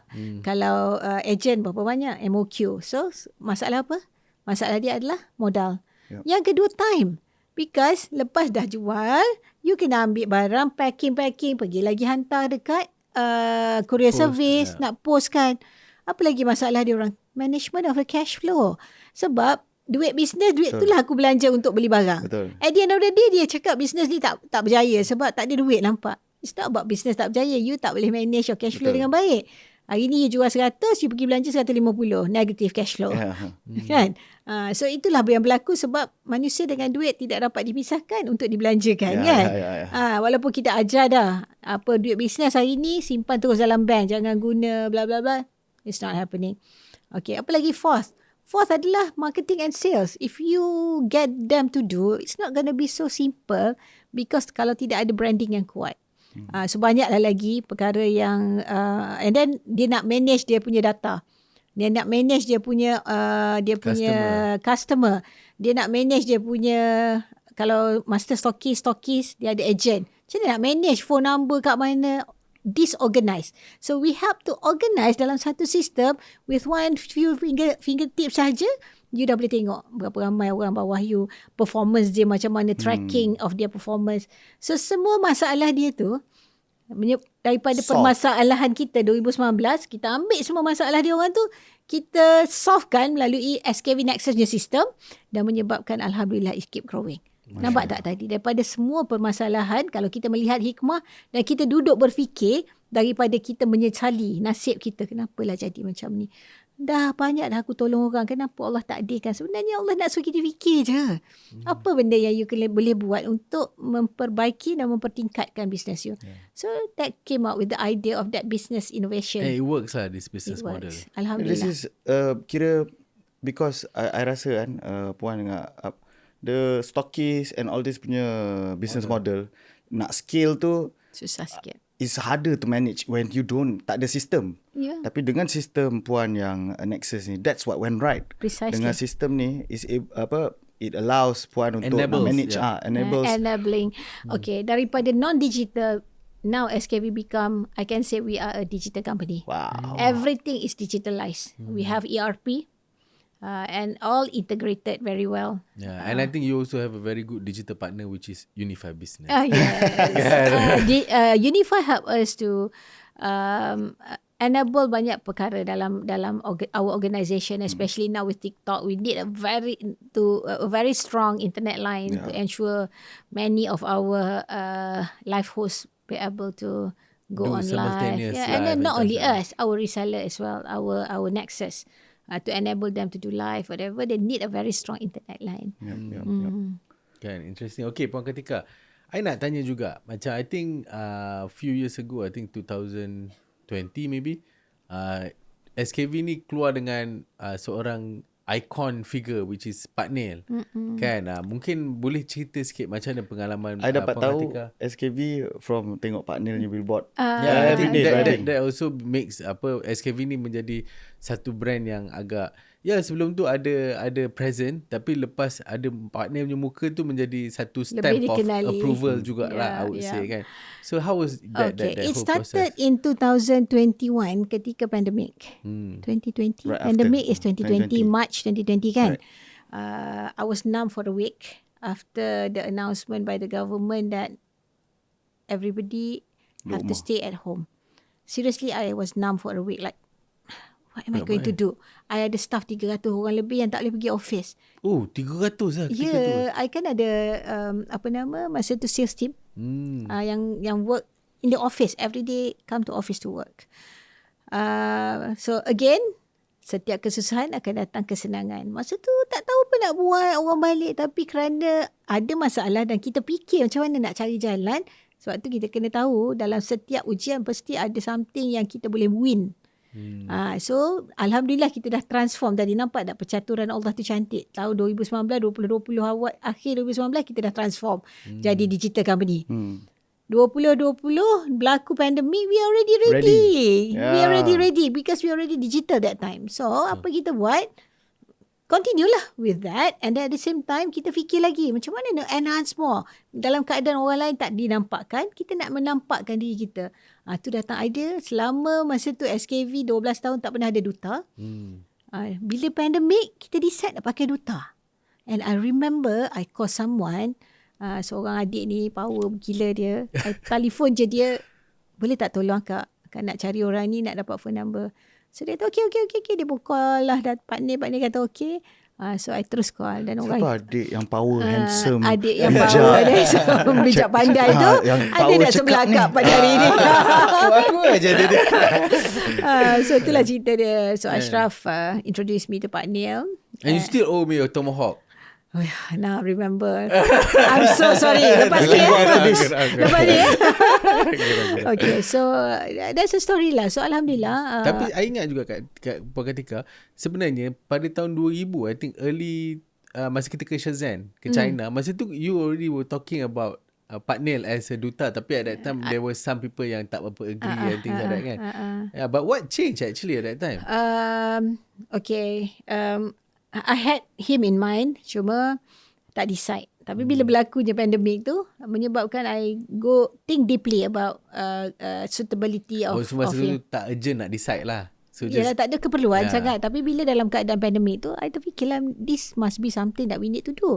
Dan masa tu kita punya produk adalah Vitex. Produk Vitex ni untuk metabolic syndrome, dan sesuai untuk umur Pak Neil. Kan metabolic syndrome untuk orang yang pada umur dia tapi masih segar dan sihat, kena dengan apa yang kita buat. So it fits very well. Timing juga. So dia masuk, dan bila berlaku pandemik kita dah ubah kepada immunity support, which is our Eskayvie Defense. I pun makan hari-hari. Eskayvie Defense. Tapi tak salah ada 2 flavor kan? Tak ada satu je. Tapi untuk kids ada 2 flavor. Ada strawberry dengan orange. Dan bila tu kita ubah kita punya campaign kepada kita ikhtiar masa tu. Dan that was a huge campaign. Yes, and then Pak Neil also play a big role into making sure the campaign successful. Yep. Are you guys still working together? Yes. Oh, still sampai hari ni? Yeah, still. Oh, Masya Allah. So I remember juga Pak Neil masa awal tu dia cakap, I didn't just go into a business, I went into a family. Dia cakap, and dia cakap, you guys treat him so well. He said, masa after the first year meeting tu, dia cakap kat Puan Kartika, macam mana basically dia nak continue lah without you ni. Dia cakap macam mana pun dia nak continue, you bayar ke tak bayar ke, aku nak continue buat benda ni, because he really believes in the product. He believes in the product. He believes in our purpose. So dia memang dia cakap, dia kata hari ni Pak Neil nak, masa tu dia suruh semua manager dia keluar, staff I keluar, dia cakap I dengan Dr. Syed je. Dia cakap that ada reason, dia kata dia believe sangat dengan the product. Bila dia guna, dia tahu macam mana membantu diri dia. Dia sendiri pun ada macam sleep list. So after taking the Radiance and Vitex tu, Alhamdulillah he feels better. And then yang kedua je, dia believe in our perjuangan. Dia nak bantu orang, this and that. And then Pak Neil pun nak dekat dengan kita lah, dia kata, so that dia pun kalau anything happen kat kita, ada doktor yang boleh bantu dia. So dia kata tak kisah kalau you all bayar tak bayar, Pak Neil tetap nak bersama Eskayvie. Oh, we feel so touched. Tapi lepas tu you double up kan, bayar. Strategy. But I wanted to share juga, Puan, I think the time juga kan, time pandemic, because I remember dulu dekat Asia pun, Tony pun ada pernah mention, I'm not sure, bukan COVID baru ni, tapi ada satu part where economy downturn. And then when economy downturn, dia instruct the branding and marketing team to triple the marketing budget. It's because waktu pandemic ni, waktu a downturn in the economy punya cycle, right, everybody semua tutup. Masa tu lah you nampak.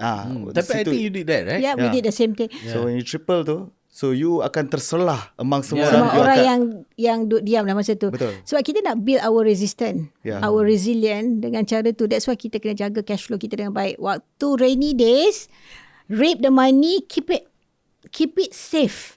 Masa you need to use it, macam tu lah, nak downturn, masa competition tengah tinggi, masa tu you spend balik the money for your business to ensure your sustainability and also to be seen in the market. That's what I did. Be more competitive also kan.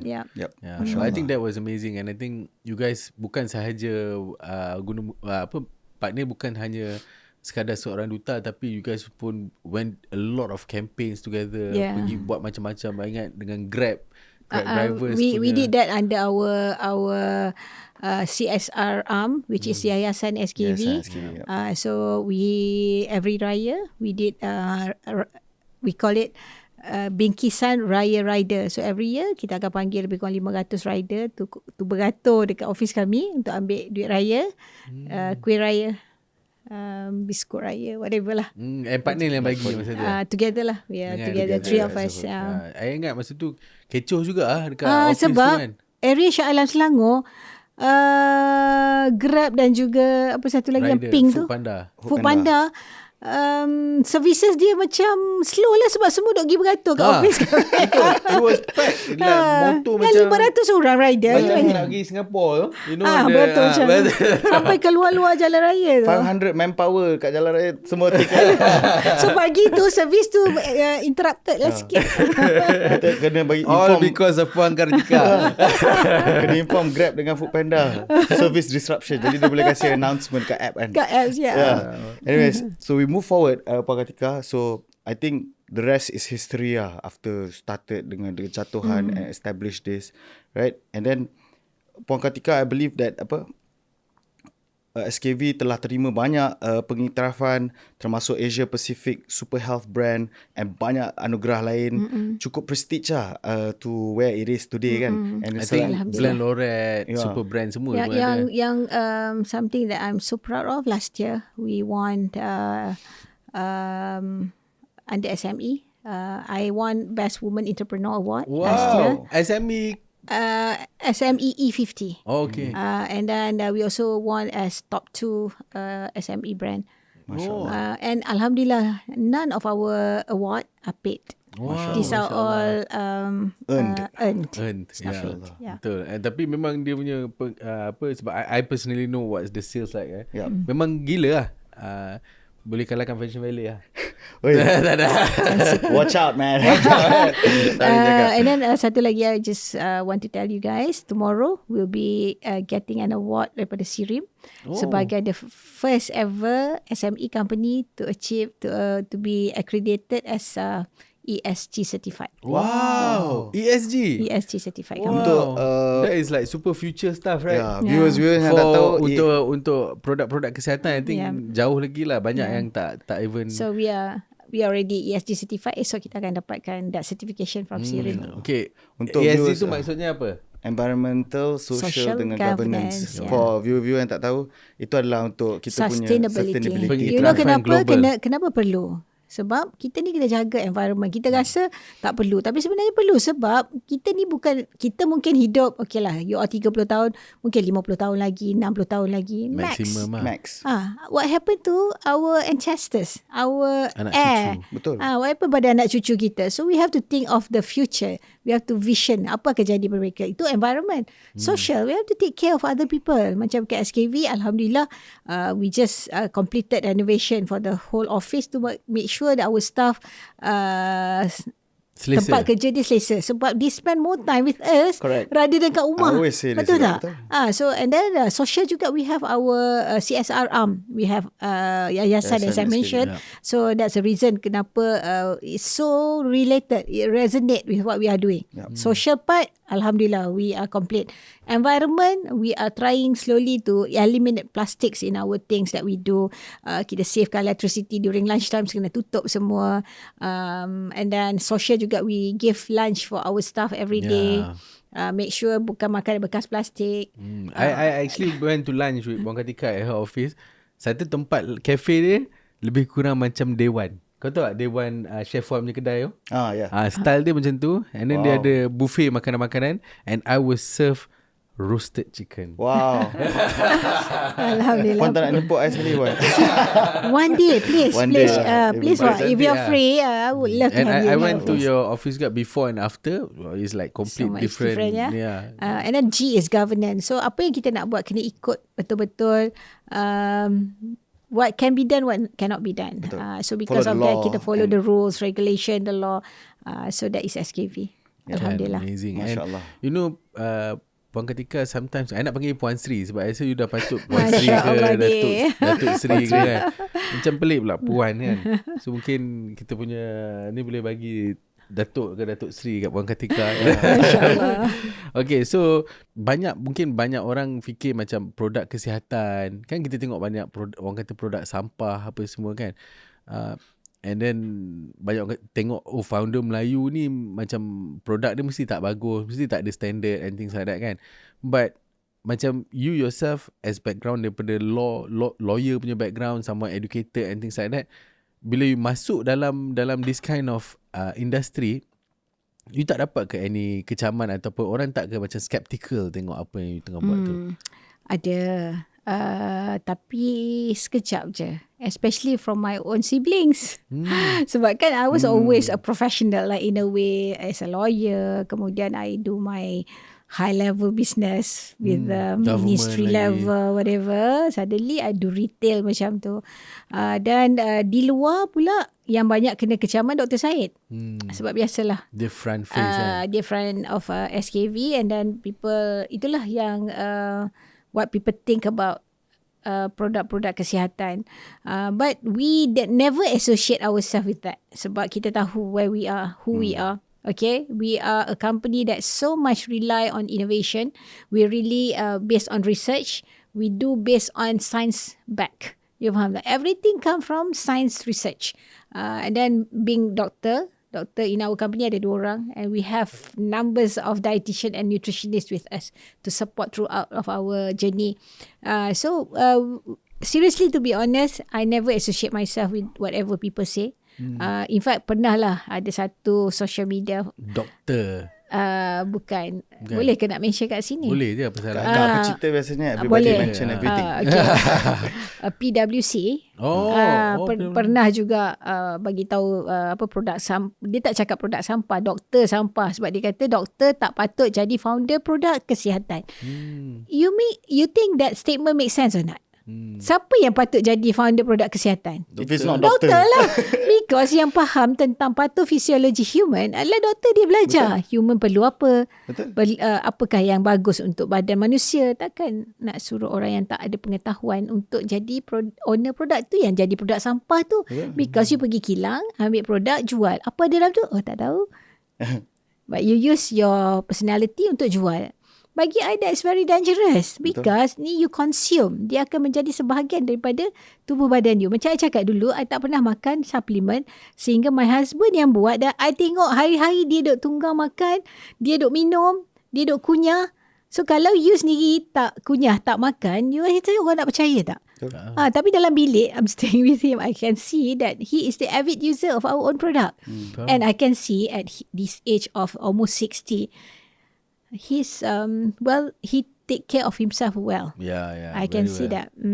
Kadang-kadang dia ni tunjuk macam dia lagi muda daripada kita. Kita itu keluar pakaian dia, style dia, apa semua memang apa jenis-jenis pakaian dia. Kalah. Memang dia but I think so dia memang ada jiwa yang muda dan juga he looks very young. Of course, it's not about supplement alone. He take care of himself. Lifestyle. Food, exercise every day. Never fail. Kemana kita pergi, macam mana penat sekalipun, he will take time to do exercise. Jalan pun jadilah. At least he did that. I ingat kalau kita pergi ICM kan, dia dengan dia punya singlet kan, nampak lah dia punya ketak-ketak dia baru lepas jogging, kita breakfast ke apa kan. Kita kan nak pergi belajar. Kita nak pergi belajar. Dia tak payah. Dia tak payah teman kan? Dia teman. Masya Allah. Dia tak pernah masuk kan. Dia doktor kan. Tapi join when breakfast, all this. Selalulah ada. Selalu join juga. So I think that's amazing lah to see how you bawa Eskayvie ni kan. Mungkin yalah, kalau orang dengar tak tahu apa yang ada dalam Eskayvie tu sendiri, atau tak mengenali bisnes tu, mungkin orang tak tahu. Tapi sebenarnya kalau you tengok dalam tu, Eskayvie ni dia bukan sekadar satu produk lokal yang biasa-biasa lah. It has potential untuk grow significantly, dan juga I think you guys are also entering global market as well. We already in Indonesia, Singapore and Brunei, but now kita tengah register produk kita untuk Philippines dan juga Thailand. InsyaAllah. But I would agree a bit, not to say a bit, but I would agree with you that kita ni mengamalkan holistic approach when it comes to health. There is no such thing health is about supplement, but health is about holistic approach. Take care of your food, take care of your sleep. Adik-adik, orang muda ni masalah ni sleep. That's very good. Tak cukup tidur. And tak cukup tidur ni, kalau you tak cukup tidur, I can't remember how long, but it will make yourself go bonkers, like pening, stress, semua tu akan datang. And then you remember the one case, one of the billionaire from India, jet setter, but he was a gym goer, badan sado whatever, and then suddenly heart attack. Because apa? Because of sleep deprivation. Okay, makan, tidur, exercise, meditate, take care of your emotions, and then finally take a right nutrition for your badan. So this is holistic approach. Sebab tu kalau you enter into the world of Eskayvie, you would understand, because we really provide education to the public. Bukan jual barang, but we sell value. We tell people how to take care of yourself. Dan pagi tadi pun saya tengah bercakap dengan my team, dengan my whole Nexus. So I told them, jaga anugerah Allah bagi ni, fizikal kita ni Allah pinjamkan je. Nanti kita kena pulangkan balik. Biarlah kita pulangkan dalam keadaan yang sihat. Bukan dalam keadaan macam-macam rosak kat dalam. Mati pasti pergi, pasti sampai. Tapi biarlah fizikal kita ni, kita serahkan balik pada Allah tu dalam keadaan yang baik. So kita yang kena jaga. We are what we eat. So benda kita makan. Dan I sendiri experience after I dah 50, kalau I tak exercise, give me 1 week, I will not feel good already. Badan I akan rasa letih, I tak larat, kita nak bersolat tak sedap, nak bangun pagi macam berat badan. Cara benda tak kena kan. Tapi because satu lagi, exercise ni boleh menyebabkan otak you macam mana, pembinaan sel-sel otak baru. Sedangkan sel otak kita ni makin lama makin mengecil. But if you don't exercise, maksud apa? Sel otak dah mula tidak membina sel baru. Itulah menyebabkan bila dah umur meningkat, kita mula dah terlupa, kita dah tak produktif macam biasa. So if you start very early at your early age, young age, you continue exercising, you putting your brain at optimum. You put your muscle at optimum. You put your physical, everything at optimum because of the exercise that you do. So my husband always told me, dia kata kalau tak nak masuk hospital kemudian, exercise sekarang. Itu je. Dan but betul lah macam Wak kata tadi, he sounds just like Ishraq. Kalau tak nak masuk hospital kemudian exercise sekarang. Dan I can vouch that. I can tengok ada orang, kalau kita tengok Chinese punya culture, umur tua-tua tu kan, mesti dia orang berjalan, tepuk sana, tepuk sini. Dan you tengok mereka berada pada keadaan yang health condition mereka better. Bukanlah dia ke jogging ke pergi gym sangat. Jalan je. Because banyak kajian, sebenarnya if you walk at least 30 minutes a day for 5 days a week, you akan prolong your life. I think kalau tak silap doktor selalu cakap 15 tahun. At least 15 years. Sorry, berapa 30 banyak? minit je sehari. 30 minit sehari setiap hari Dan kalau Lepas 30 minit, 30 subuh minit tu you gonna get about 3 to 3.5 km. Kalau you berjalan speed, kalau dekat treadmill speed 6 tu, you boleh dapat about 3 km a day. So you just do it. Brisk walk je. Just do it. Not even running apa kan. No. Especially Especially kalau kita overweight sikit, kalau kita run, it will hurt your knee. So just walk. Just walk. Betul.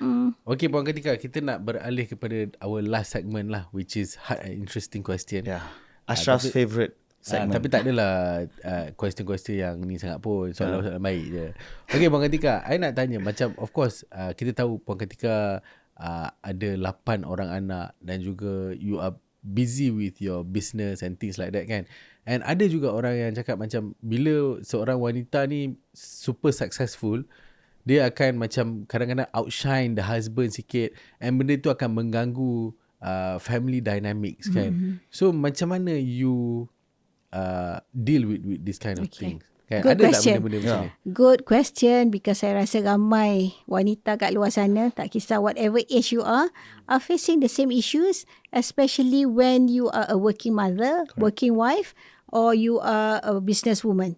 Okay, itu memang I believe an issue that we need to talk about it, discuss about it, and give the education to everyone. And I think I'm one of the right person to talk about it. Yeah. Because I used to face this issue. Okay, I used to face. Sebab tu kita ni agama dan juga kita kena faham agama dan kita akan faham apa yang kita kena buat. Okay, di dalam agama, kena tahu hierarki. Hierarki kita sebagai seorang wanita, Allah, Rasul, suami, ibu bapa. Bagi seorang lelaki, Allah, Rasul, ibu bapa, isteri. Beza kan? Beza. Tapi di dalam kehidupan masyarakat kita ni, pernah tak dengar kalau kahwin, selalunya yang dekat tu keluarga perempuan. Yang lelaki akan lebih dekat dengan keluarga perempuan. Betul tak? Sebab kita dah hilang ilmu tu yang sebenarnya. Tapi hukum tu. You are different because your family is strong.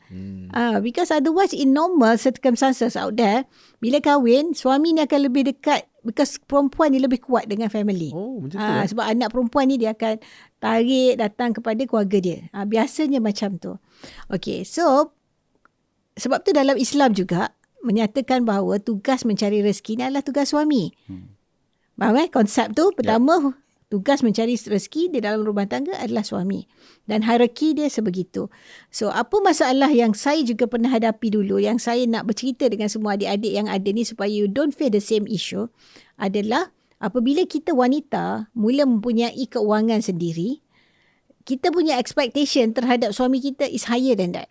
Contoh, dulu kalau saya bekerja sebagai seorang peguam, balik rumah adalah kerja penat. Dari pagi keluar rumah sama je dengan suami. Balik, biasa orang lelaki dah duduk diam. Kita balik anak, nak masak, nak semua. Dalam keadaan you have your own money dan you tak depends on your husband for your own, for your kesinambungan hidup you lah. You nak bekerja, you nak makan, you nak beli pakaian, you ada duit sendiri. Masa itulah akan ada challenge. That you rasa, this is not fair. Betul tak? I pun kerja juga. I earn my own money. But why I have to do more? Faham tak? Dan itulah masa akan datang bila isteri mula tak respect suami. Mula mengangkat suara. Mula tak letakkan suami di dalam perbincangan. Sebab, why do I need to do that? Kan? I can make my own decision. I don't rely on you. Normal kan? Orang mungkin akan fikir macam tu. I used to have that. But eventually, after I understand hukum sebenar, okay, dan kenapa Allah takdirkan seorang wanita itu berjaya adalah apabila suaminya meredai dan kerana suaminya lah, maka dia capai apa yang dia capai. So, bila saya faham konsep tu dan I tend to back to the, macam nak cakap? Foundation balik. Go back to foundation. That I'm successful because of my husband membenarkan I buat apa yang I buat. Sebab sebagai seorang suami, dia ada hak untuk cakap tak. I tak benarkan you duduk rumah. Tak boleh buat apa-apa. Hukum kata kena ikut tak? Ikut kan? Tapi kerana suami membenarkan, bila kita faham ilmu, bahawasanya bila suami membenarkan kita untuk bekerja dan menyebabkan kita berjaya, maka apa akan jadi pada diri kita? Syukur.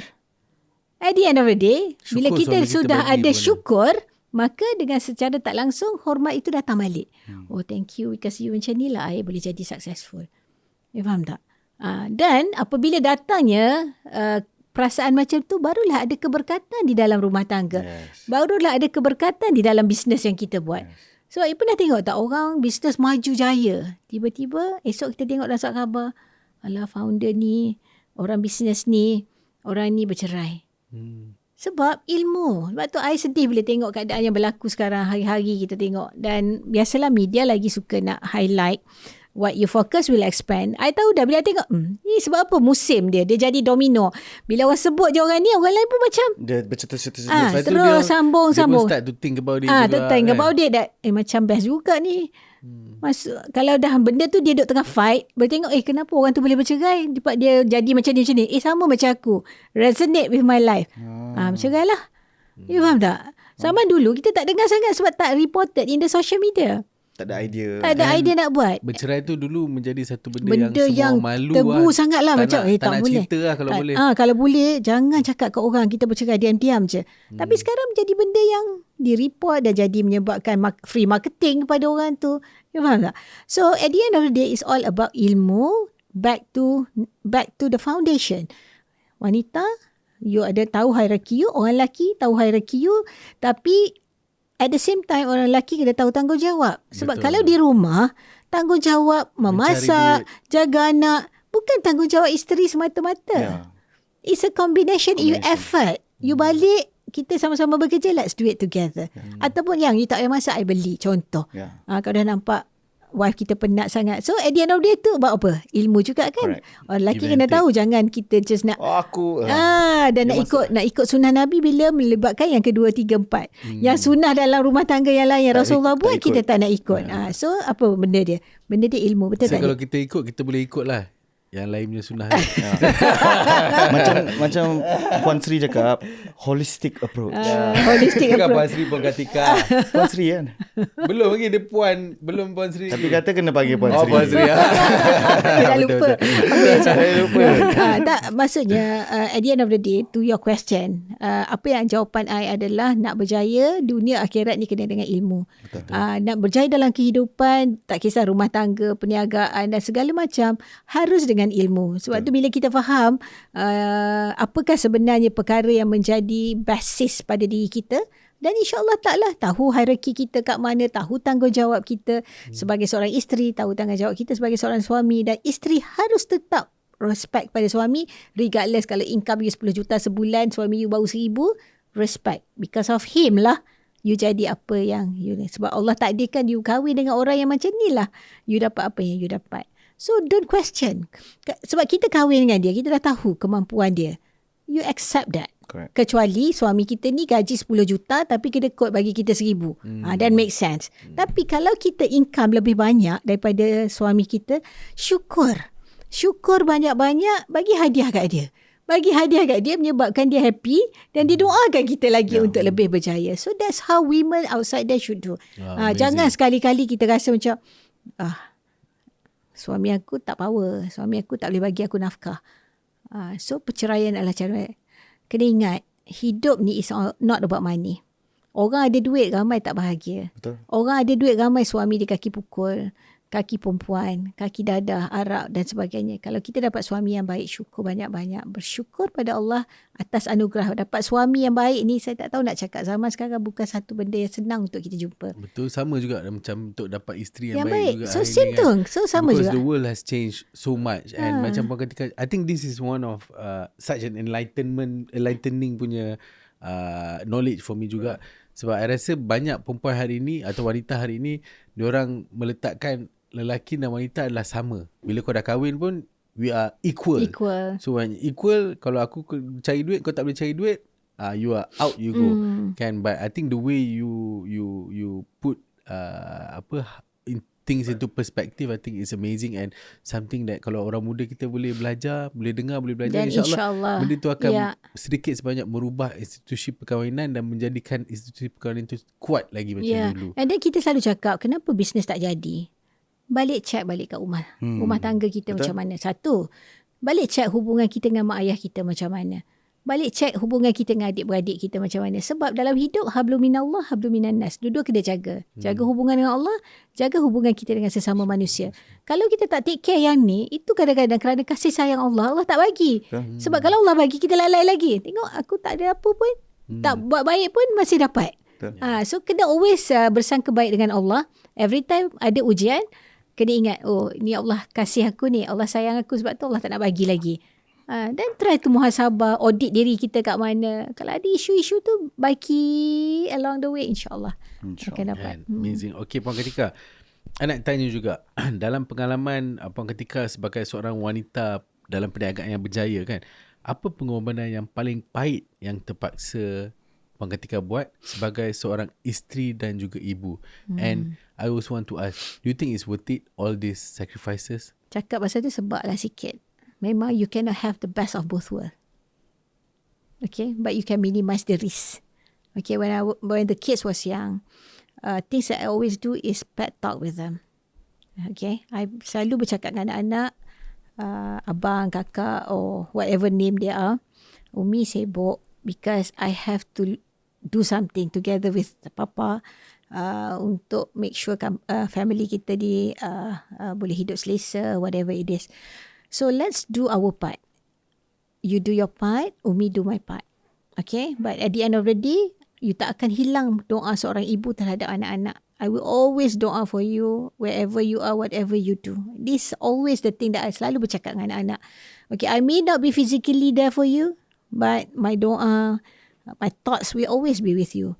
Jadi kalau siapa-siapa yang rapat dengan I akan selalu tengok semua anak-anak I tidak akan pernah untuk tidak telefon I kat mana I berada untuk cakap good night every night and to say to Ata I love you. It's not about the quantity of time, but it's about the quality of time that you have with your children. Sometimes ada orang duduk satu masa 24 jam duduk kat rumah. Tapi mak ayah tengok TV, main handphone. You are not present there. You physically you are there, but emotionally you're not with them. So I know I have that limited limited time with my children. So katakanlah I even have half an hour, but I make it worth something really worth. Talk to them, sit down with them, pet talk them, hold them, hug them. Say I love you tu is something that memang tak pernah tak lekang dalam bibir.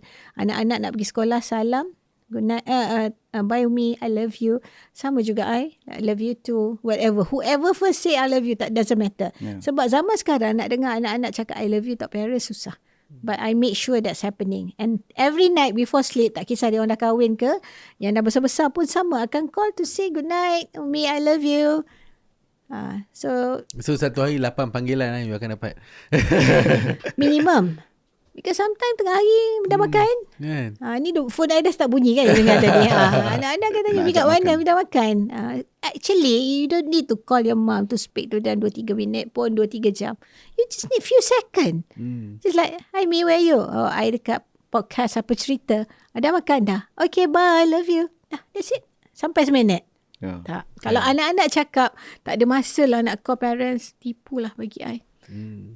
Sayang you lose that opportunity to dapat keberkatan daripada keramat hidup. Betul, Masya Allah. Sebab doa ibu ni tidak ada hijabnya. Quality relationship. Yes, quality relationship. So kalau you tanya apa sacrifice, of course sacrifice I tentang masa. But when I know that my time is limited, I make full use of the limited time that I have. And do you think it's worth it to sacrifice all that for whatever? Yeah, that makes them more independent. My children, I remember ada salah seorang tu pergi UK ambil law sampai kesudah I tak pernah pergi sampai dia graduated. Wow. Which one? Yang kakak bukan? Yang tengah buat law sekarang. Sampai dia graduate. Register sendiri, masuk rumah sendiri, cari rumah sendiri. Dia graduation je I pergi. Masya Allah. Itu dia balik cuti, I tak pergi pun rumah dia. Sehinggalah dia graduate. I tak sempat nak pergi. I tak sempat nak pergi. Macam my sister pun macam tu. Puan Kartika, dia pun kat ni semua sendiri. Apply kerja apa semua kan. Sama yang dekat India dulu pun kita dapat scholarship Mara to do medicine dekat India. Sama juga. Dia pergi first year. Lepas tu pergi balik. I pergi graduation dia je. Kan. So I think I think itu something yang orang tak nampak Puan Kartika. The sacrifice that we business people have to do. And sometimes macam even sekarang ni I tengah duk buat podcast, I tengah buat a few other business juga kan. So sometimes macam Puan Kartika cakap kita keluar anak tak mungkin bangun lagi. Kita balik dia dah tidur. Kita balik dia dah tidur. Sometimes tak jumpa satu hari. Sometimes dapat jumpa sekejap lah. Kita balik tukar baju dan kita nak pergi keluar balik malam kan. Jumpa and then dia orang akan macam ayah gimana, kenapa ayah always have to work kan. So tanya benda-benda macam tu. Make them understand. So I try to make them understand. Tapi yalah sometimes benda ni mungkin untuk setengah orang macam benda kecil, benda biasa. Tapi bagi I it's a sacrifice yang kita sebagai orang business ni kena buat. Sebab our time is not like fixed. Kita tak ada macam 9 to 5 kan. You always have to deal with a lot of things outside there tu kan. So I think this is a very important message jugalah untuk most kita. Importantly anak-anak kena faham that one day dia yang akan jadi orang yang akan defend you if people say that apalah parents you busy sangat. No, he's doing for us. I pernah dengar tu. I pernah dengar ada orang cakap to my children, Dan they told me, dia kata orang lagi-lagi Puan Kartika busy pergi kelas lagi dengan bisnes lagi. Tapi sekarang pergi kelas tak apa, anak-anak dah besar. Masa zaman anak-anak I kecil dulu, ada orang bercakap kat dia, apalah your mother tu Busy sangat. They defended me. They even told me, Umi, ada orang kat sekolah, dia kata mak dia cakap kata kesian dekat you, dia anak I ni, dia kata mak selalu tak ada gini-gini. So anak I defended me. Dia kata no, it's okay, we know they did this for us. She did that for us. And then my mom always contact us, know where we are, what we do. So it's okay. You imagine kalau dia faham. It's about communication. But I think you're right. We have to make them understand. Make them understand. When they understand, dia orang akan, penerimaan dia orang berbeza lah. He's learning from early. Yeah, I'm like, I don't have kids yet. Yeah, but you learn from now. That's good thing. Because dulu I raised my children without having all this knowledge and skills, you know. But Alhamdulillah, you got to know about it earlier. And I think your kids also, all of them turn out very well lah. Alhamdulillah. I think I know only 2 of them. Yang kakak tu yang buat spa and Dr. Wina. Dr. Wina. And Dr. Wina sekarang she's pun very jadi successful influencer yang sangat berjaya. Yeah, she also has her own business juga. And then of course I know your son Arif. He's also with you. And I tengok anak-anak Puan Kartika ni, diorang very independent. They are very smart also. And then they carry themselves very well. Diorang ni macam orang yang sangat menghormati orang lain and things like that. So I think the family institution that you've built within your family tu is very strong. Cara semua orang, respect one another. So that's why I think I really look up to you juga. Alhamdulillah, and, syukur. I feel like doa, power of doa. Kan? Power of doa. I sangat percaya. In many occasion, whenever I betul-betul berdoa pada Allah Subhanahu Wa Taala, I will get it. Or if I don't get it, I will say, okay, tak apa. Allah will surely will give. Sebab saya diajar. I remember I was in Mekah. Adalah satu doa ni, I doa tak dapat. So I pun mengeluh lah sikit masa tu, cakap dekat mutawif. Tu Ustaz akak ni kan dah penat dah doa. Dah cakap ni lama dah ni, masa I umur macam you all lah. Tapi tak makbul kak, jangan cakap macam tu, dia kata. Kalau kita tahulah, kalau doa kita tak makbul ni, kita dapat apa? Kita tak nak Allah makbulkan kat doa kat dunia. I said, what? Dia kata, akak tahu tak Allah kabulkan doa kita ni 4 cara. Satu, dia bagi apa yang kita doa, dia bagi. Satu lagi, dia delaykan sikit lambat for certain reason. Yang ketiga, dia tak bagi apa yang kita nak, tapi dia bagi benda lain. Yang kita tahu, tiba-tiba aku dapat. Dari mana datang? Rupanya because of doa kita yang ni, tapi dia bagi yang ni. Yang kita tak perasan mana datang. Yang keempat, ada 5, sorry. Yang keempat, kita ni dijauhkan dari malapetaka.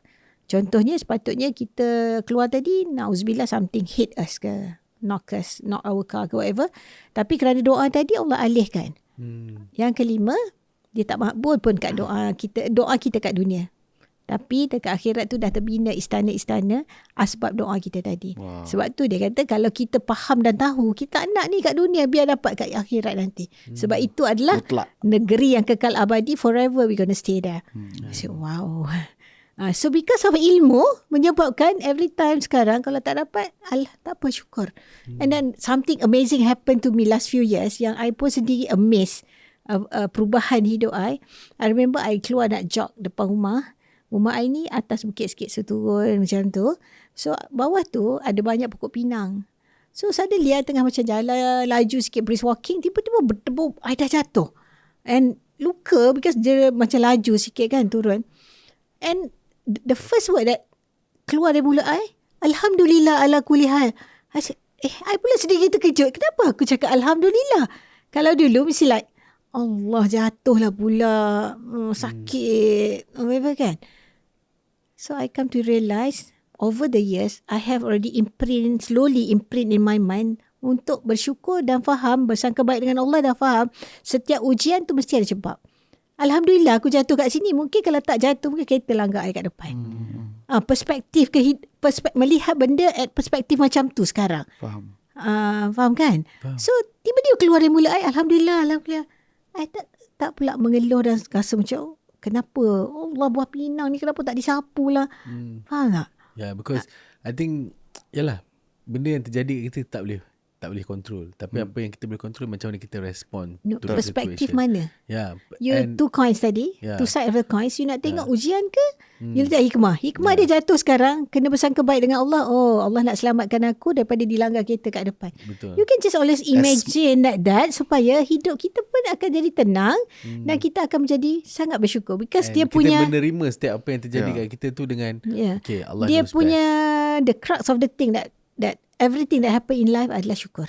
Bila kita bersandarkan kehidupan kita dengan kesyukuran, maka hidup kita akan tenang. Orang yang tenang pasti akan bahagia. Dan orang yang bahagia pasti akan berjaya. Masya Allah. Itu benda yang kita kena. Kalau kita serabut, fikir macam selalu bersangka orang ni jahat, orang ni tak buat betul dengan kita, orang ni nak jatuhkan kita. We keep on feeding our mind about that negativity, dan itulah kehidupan kita selama-lamanya. Dan I pernah dalam I rasa masa tu umur I 34, I pernah terduduk, I sedar, I kata aku ni sampai bila tak nak bahagia dalam hidup ni. Sebab asyik merungut je. Sebab kita selalu mencari kebahagiaan tu dengan cara dapatkan daripada orang lain. Bukan bahagia tu datang daripada diri sendiri. This is about self-love yang ramai orang kekurangan sekarang. Dan mengharapkan bahagia bila Ashraf respect I. Harap bahagia bila Wak kata, oh Kak Kartika ni cantik lah. Itu bahagia bagi kita. In general, bila kita dapat pujian daripada orang. Datang daripada external factor. Bukanlah kebahagiaan ataupun ketenangan tu datang daripada internal kerana kita sayang diri kita. Pernah tak kita cakap congratulations pada diri kita, you good job, you're doing well, you're great, thank you for always be there for me. Ni our physical self. But always what we do adalah beat ourselves. You tak bagus, you selalu jadi macam ni. Kenapa orang lain dah boleh buat, kenapa you tak boleh buat?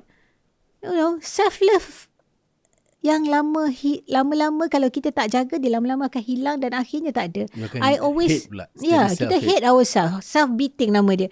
And I always give example to my people, especially internal the Eskayvie Nexus. I selalu cakap, kena imagine diri kita ni umpama pencawang elektrik. Kalau besarlah kita ni pencawang elektrik yang besar, maka electricity tu boleh dipancarkan kepada beribu buah rumah. Tetapi kalau kita ni pencawang elektrik yang kecil, mungkin 2-3 buah rumah. So sama juga dengan love. Love ni kita boleh bagi bila kita punya self love tu sangat besar. You love yourself so much, you love Allah, you love Rasulullah, you love yourself so much that you be able to vibrate the love to so many people. But if your self love is small, harapkan orang nak bagi love diri sendiri, tak ada love pada diri sendiri. Nak harap orang, sebab tu selalu merungut, selalu tak bahagia, selalu rasa macam being victimized kan. Itulah menyebabkan kita pun, orang selalu cakap, kenapa kita tak bagi? Kita pun tak boleh bagi love kat suami kita, jangan harap suami nak bagi love kat kita. So that really changed my life. Once I understand this concept, I love myself more. Dulu kalau katalah I nak keluar, Masuk kata tak boleh, dia sibuk, menangis. Tak boleh lah, sebab kenapa suami tak boleh memahami diri I ni? Susah ke sangat nak membahagikan isteri yang tak minta apa-apa dari dia? Perkataan dulu. Sekarang kalau dia kata dia sibuk, tak boleh pergi, oh okay, tak apa, keluar dengan anak-anak. Find things that make you happy. You tak dapat, dia tak dapat, kena faham lah dia ada kerja. Pergi je lah. Orang mengata you, kesian dia. Ya Allah, kau bagilah hidayah pada orang ni supaya dia menjadi orang yang baik. Tidak mengutuk orang lain. Always doakan orang buat jahat pada diri kita. Hidup kita jadi apa? Tenang, bahagia, tak sakit hati. Oh, jaga. I betul-betul cakap kat you all, I sangat jaga hati, jaga minda, perasaan supaya tidak sakit hati pada orang, tak sakit hati pada diri sendiri especially. Create the biggest love that you can in your life. Sebab tu datangnya aura tadi dia cakap. Dia cakap, oh you ada aura. Yes, because I love myself so much. Puan, I tak sabar nak pergi kerja sekarang. Super inspired. Yeah, seriously. But that's the biggest thing that could happen to you when you love yourself. Yeah, amazing. Always look at yourself as something amazing. Tengok kat cermin. Oh, Ashraf, you're amazing. What? You're amazing. I always say it to myself. Memang dia punya self-love lebih sikit. That's very good. Sebab tu dia banyak girlfriend. Kalau tak, Sebab love dia terlalu besar, dia boleh bagi kat dia Tak tu. Boleh apa, bagi kat sebelum dia. kahwin, boleh kenal ramai kan. Bercinta tak apa ramai-ramai, kahwin satu je. Betul. Kahwin pun boleh. Tak boleh boleh kalau kena deliver semua sekali. Holistic. The holistic approach. Okay, Puan Kartika, we have come to the end of our session. I think it's been amazing. But before we leave the audience, kan, kita nak dapatkan maybe kata-kata daripada Puan Kartika on how to be the best version of yourself. Okay. I selalu bawa diri dan juga bisnes sebagai satu perkara yang serupa je. Serupa macam cakap apa. Dalam hidup kita pun kena ada grow model. Dalam bisnes pun kena ada grow model. I believe you guys tahu G about. I think you have to explain. Kena explain. Okay. Jadikan grow model ni sebagai kehidupan kita. Apakah grow model? G itu adalah goal. Apa yang kita nak jadi. Tak kisah sebagai individu, sebagai manusia ni kita nak jadi orang apa. Nak jadi orang bahagia, nak jadi orang berjaya, nak jadi orang terkenal, whatever. What is your goal, tetap kena ada.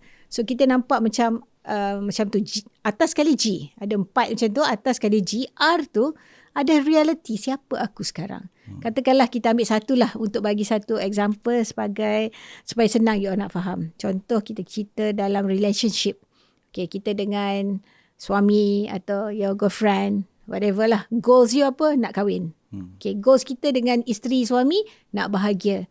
Nak hidup bahagia, nak loving each other macam mana kita baru kahwin. That is the goal. Wow. Contoh. Okay. Reality. Kita tulis. R. Selalu gaduh. Tak kahwin-kahwin. Dah jumpa 10 orang. Masih tak kahwin lagi. Tulis. Dah jumpa 10 orang 10 kali. 10 kali. Itu 100 orang.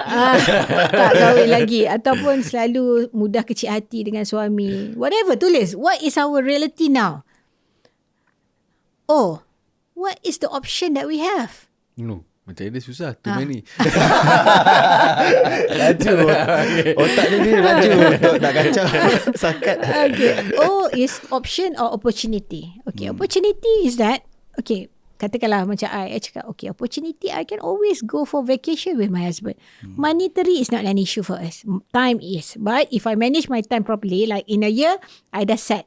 Okay, nak pergi bercuti dengan my husband 3 times a year.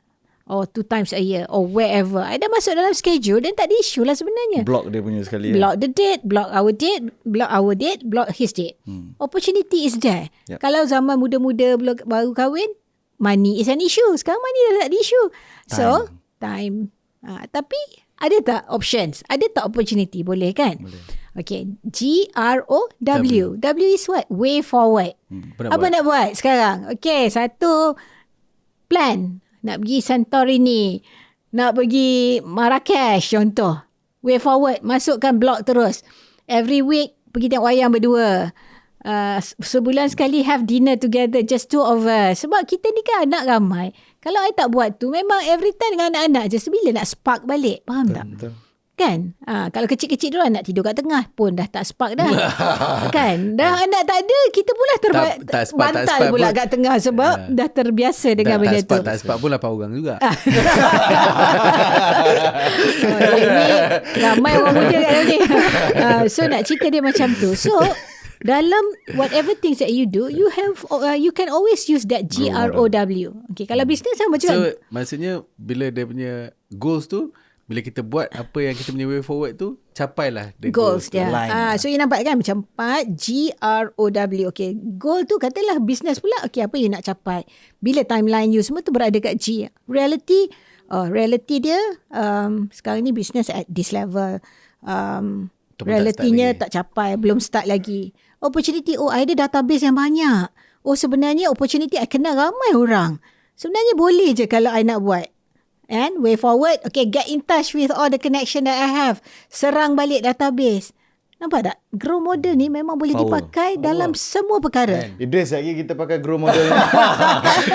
Nazrin best tu kan. Kita make sure lepas ni kita guna grow model. Itu contoh tadi relationship. Contoh juga business. Contoh juga spiritual. Goals kita katalah kita nak solat 5 waktu.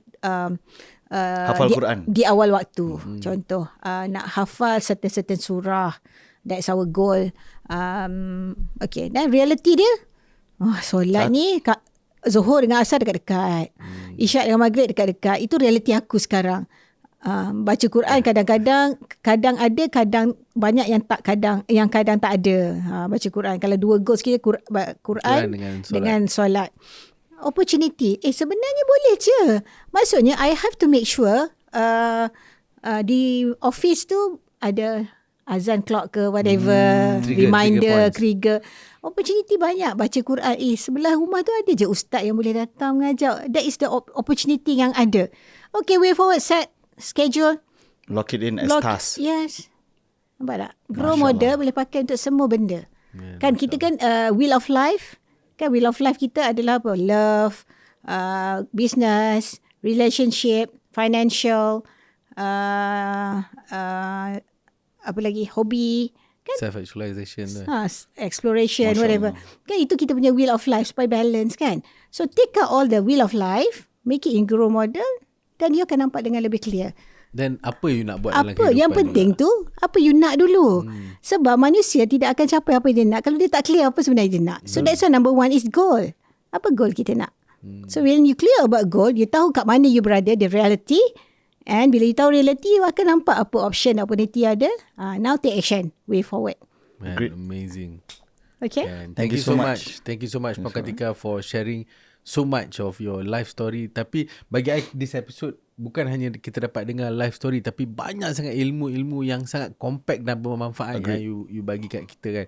And I feel like macam, you know, I'm so grateful that you make yourself available to be here with us today and sampaikan ilmu ni kepada lebih ramai orang. And thank you so much for being here. I pun doakan juga supaya apa sahaja yang Puan Kartika buat akan jadi lebih maju, supaya family you juga akan jadi family yang bahagia, anak-anak cucu you pun dah jadi anak cucu yang baik. And I tahu you have sacrificed so much for your family, not just for your family but for your people, for your nexus, for your adik-adik ni semua. You have done so much for people around, and I think you are, you know, I tak boleh nak macam ni lagi, macam betapa I hormat dan juga betapa I sanjungi apa yang you buat sebelum ni. Thank you. Juga dah tengah membuat untuk masyarakat kita hari ni kan. So thank you so much for everything. Any last word from Wak? Yes, Puan Kartika, keep it short.